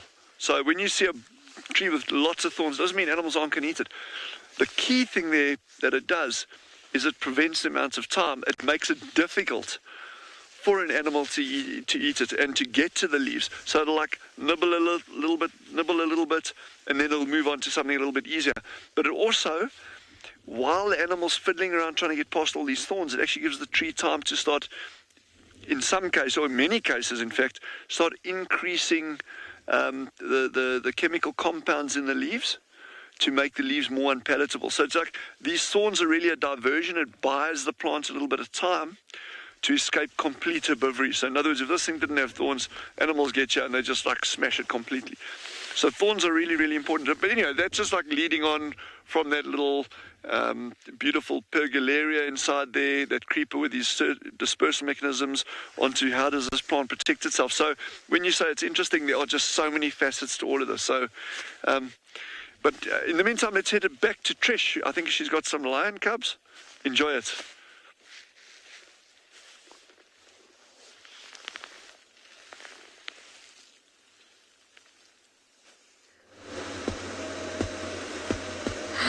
Ta-da! I don't have lion cubs, but thank you for being hopeful, Dylan. I wish I did. I really did. We had a thorough look in the south and the east for the cubs and for the Nkahumas in general, and couldn't find a thing. And the last tracks of them were seen around vessels. So I checked most of the south and east of Chitwa. Couldn't find anything, and then I came out here as well. Thought maybe Treehouse Dam or something like that, and could not find them. But that's okay. I'm quite satisfied with our elephants this morning. So I'm just cruising back towards the spawn. I can't smell breakfast just yet. Claudia, speaking of eating, thinking about breakfast now, but what Claudia actually says, what she thought I got eaten by an elephant. How upsetting that would be for, just in general, the elephant, for me, my family, elephant's family, BK. It would just be upsetting. Luckily, I didn't, but they did come streaming through in a way I must say I haven't experienced before. And it was just beautiful. I'm so glad that the whole experience happened while you were with me, so we could share that.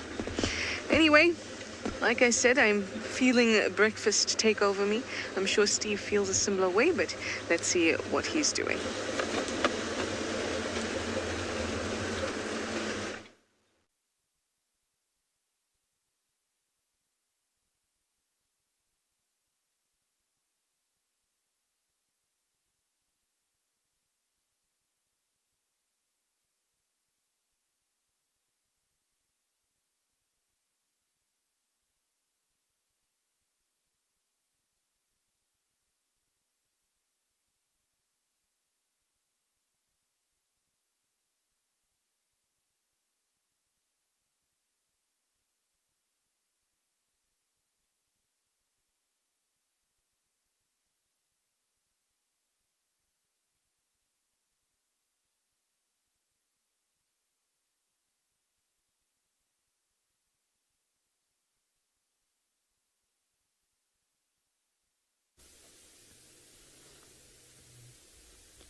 So we just want to be quiet. You might just hear this female calling. Listen.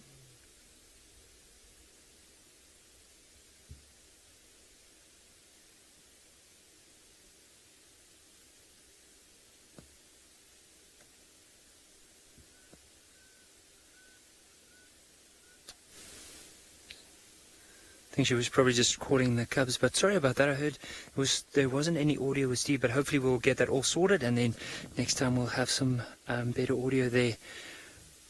But basically, the lioness, she wasn't too sure where the youngsters were, so she started calling. You now see some of the youngsters actually coming back towards her now. It's almost her way of saying to them, okay, come on, you're venturing a bit too far off now, it's time to come back.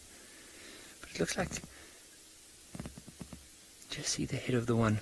Might be stalking mom. So mom's just gone and lied down. Let's see if that youngster's after mom's contact call just now if they'll come back.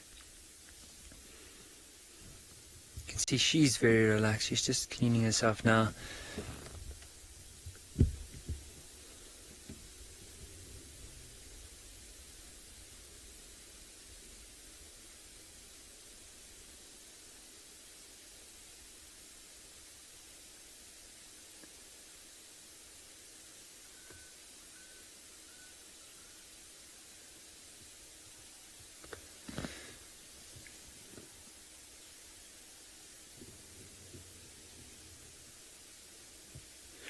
Sarah, I do think that there might be a bit of safety as well, because you can imagine the riverbed often, because of the vegetation around it, is a lot denser than in comparison to most areas in the reserve, and that's why she probably will keep them here. Now, she just went and she lifted her head, but if you look on the left of where she is, you'll notice there's quite a few of these green shrubs.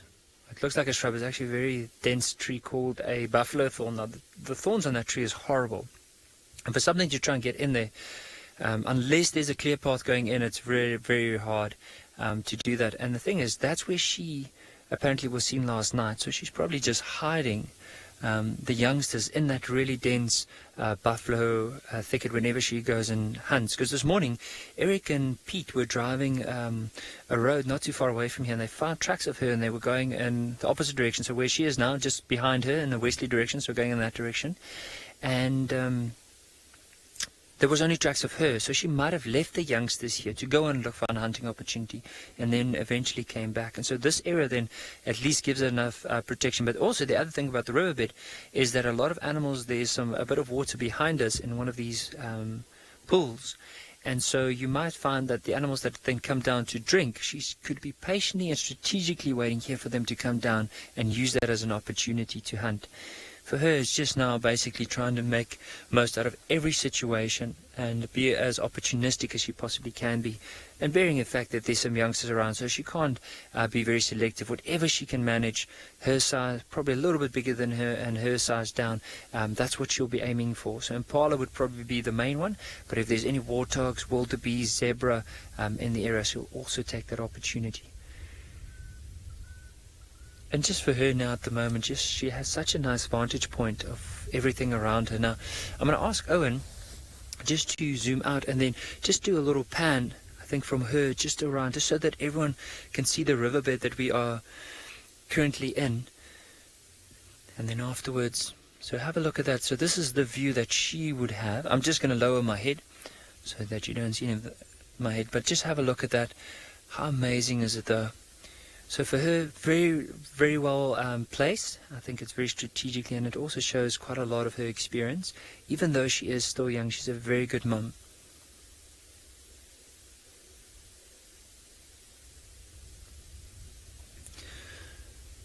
But I think from here on, maybe this afternoon we'll come back, see if she's still here, maybe also see if that young Makoti male is still in the area, and if he's been successful with some impala. Unfortunately, they moved away a bit earlier, but there's a good chance that he might still be within that area. But from all of us, I know we are slowly getting towards the end of our drive, and I just want to encourage all the viewers that this afternoon we never know what's going to be out there. So I would really love to encourage and say, come and jump on the drives with us. Let's see what we can possibly find, and who knows, maybe this afternoon we'll be just as lucky as we've been this morning, all across all the different properties. But just from our side, thank you so much, and hopefully we'll see everyone this afternoon.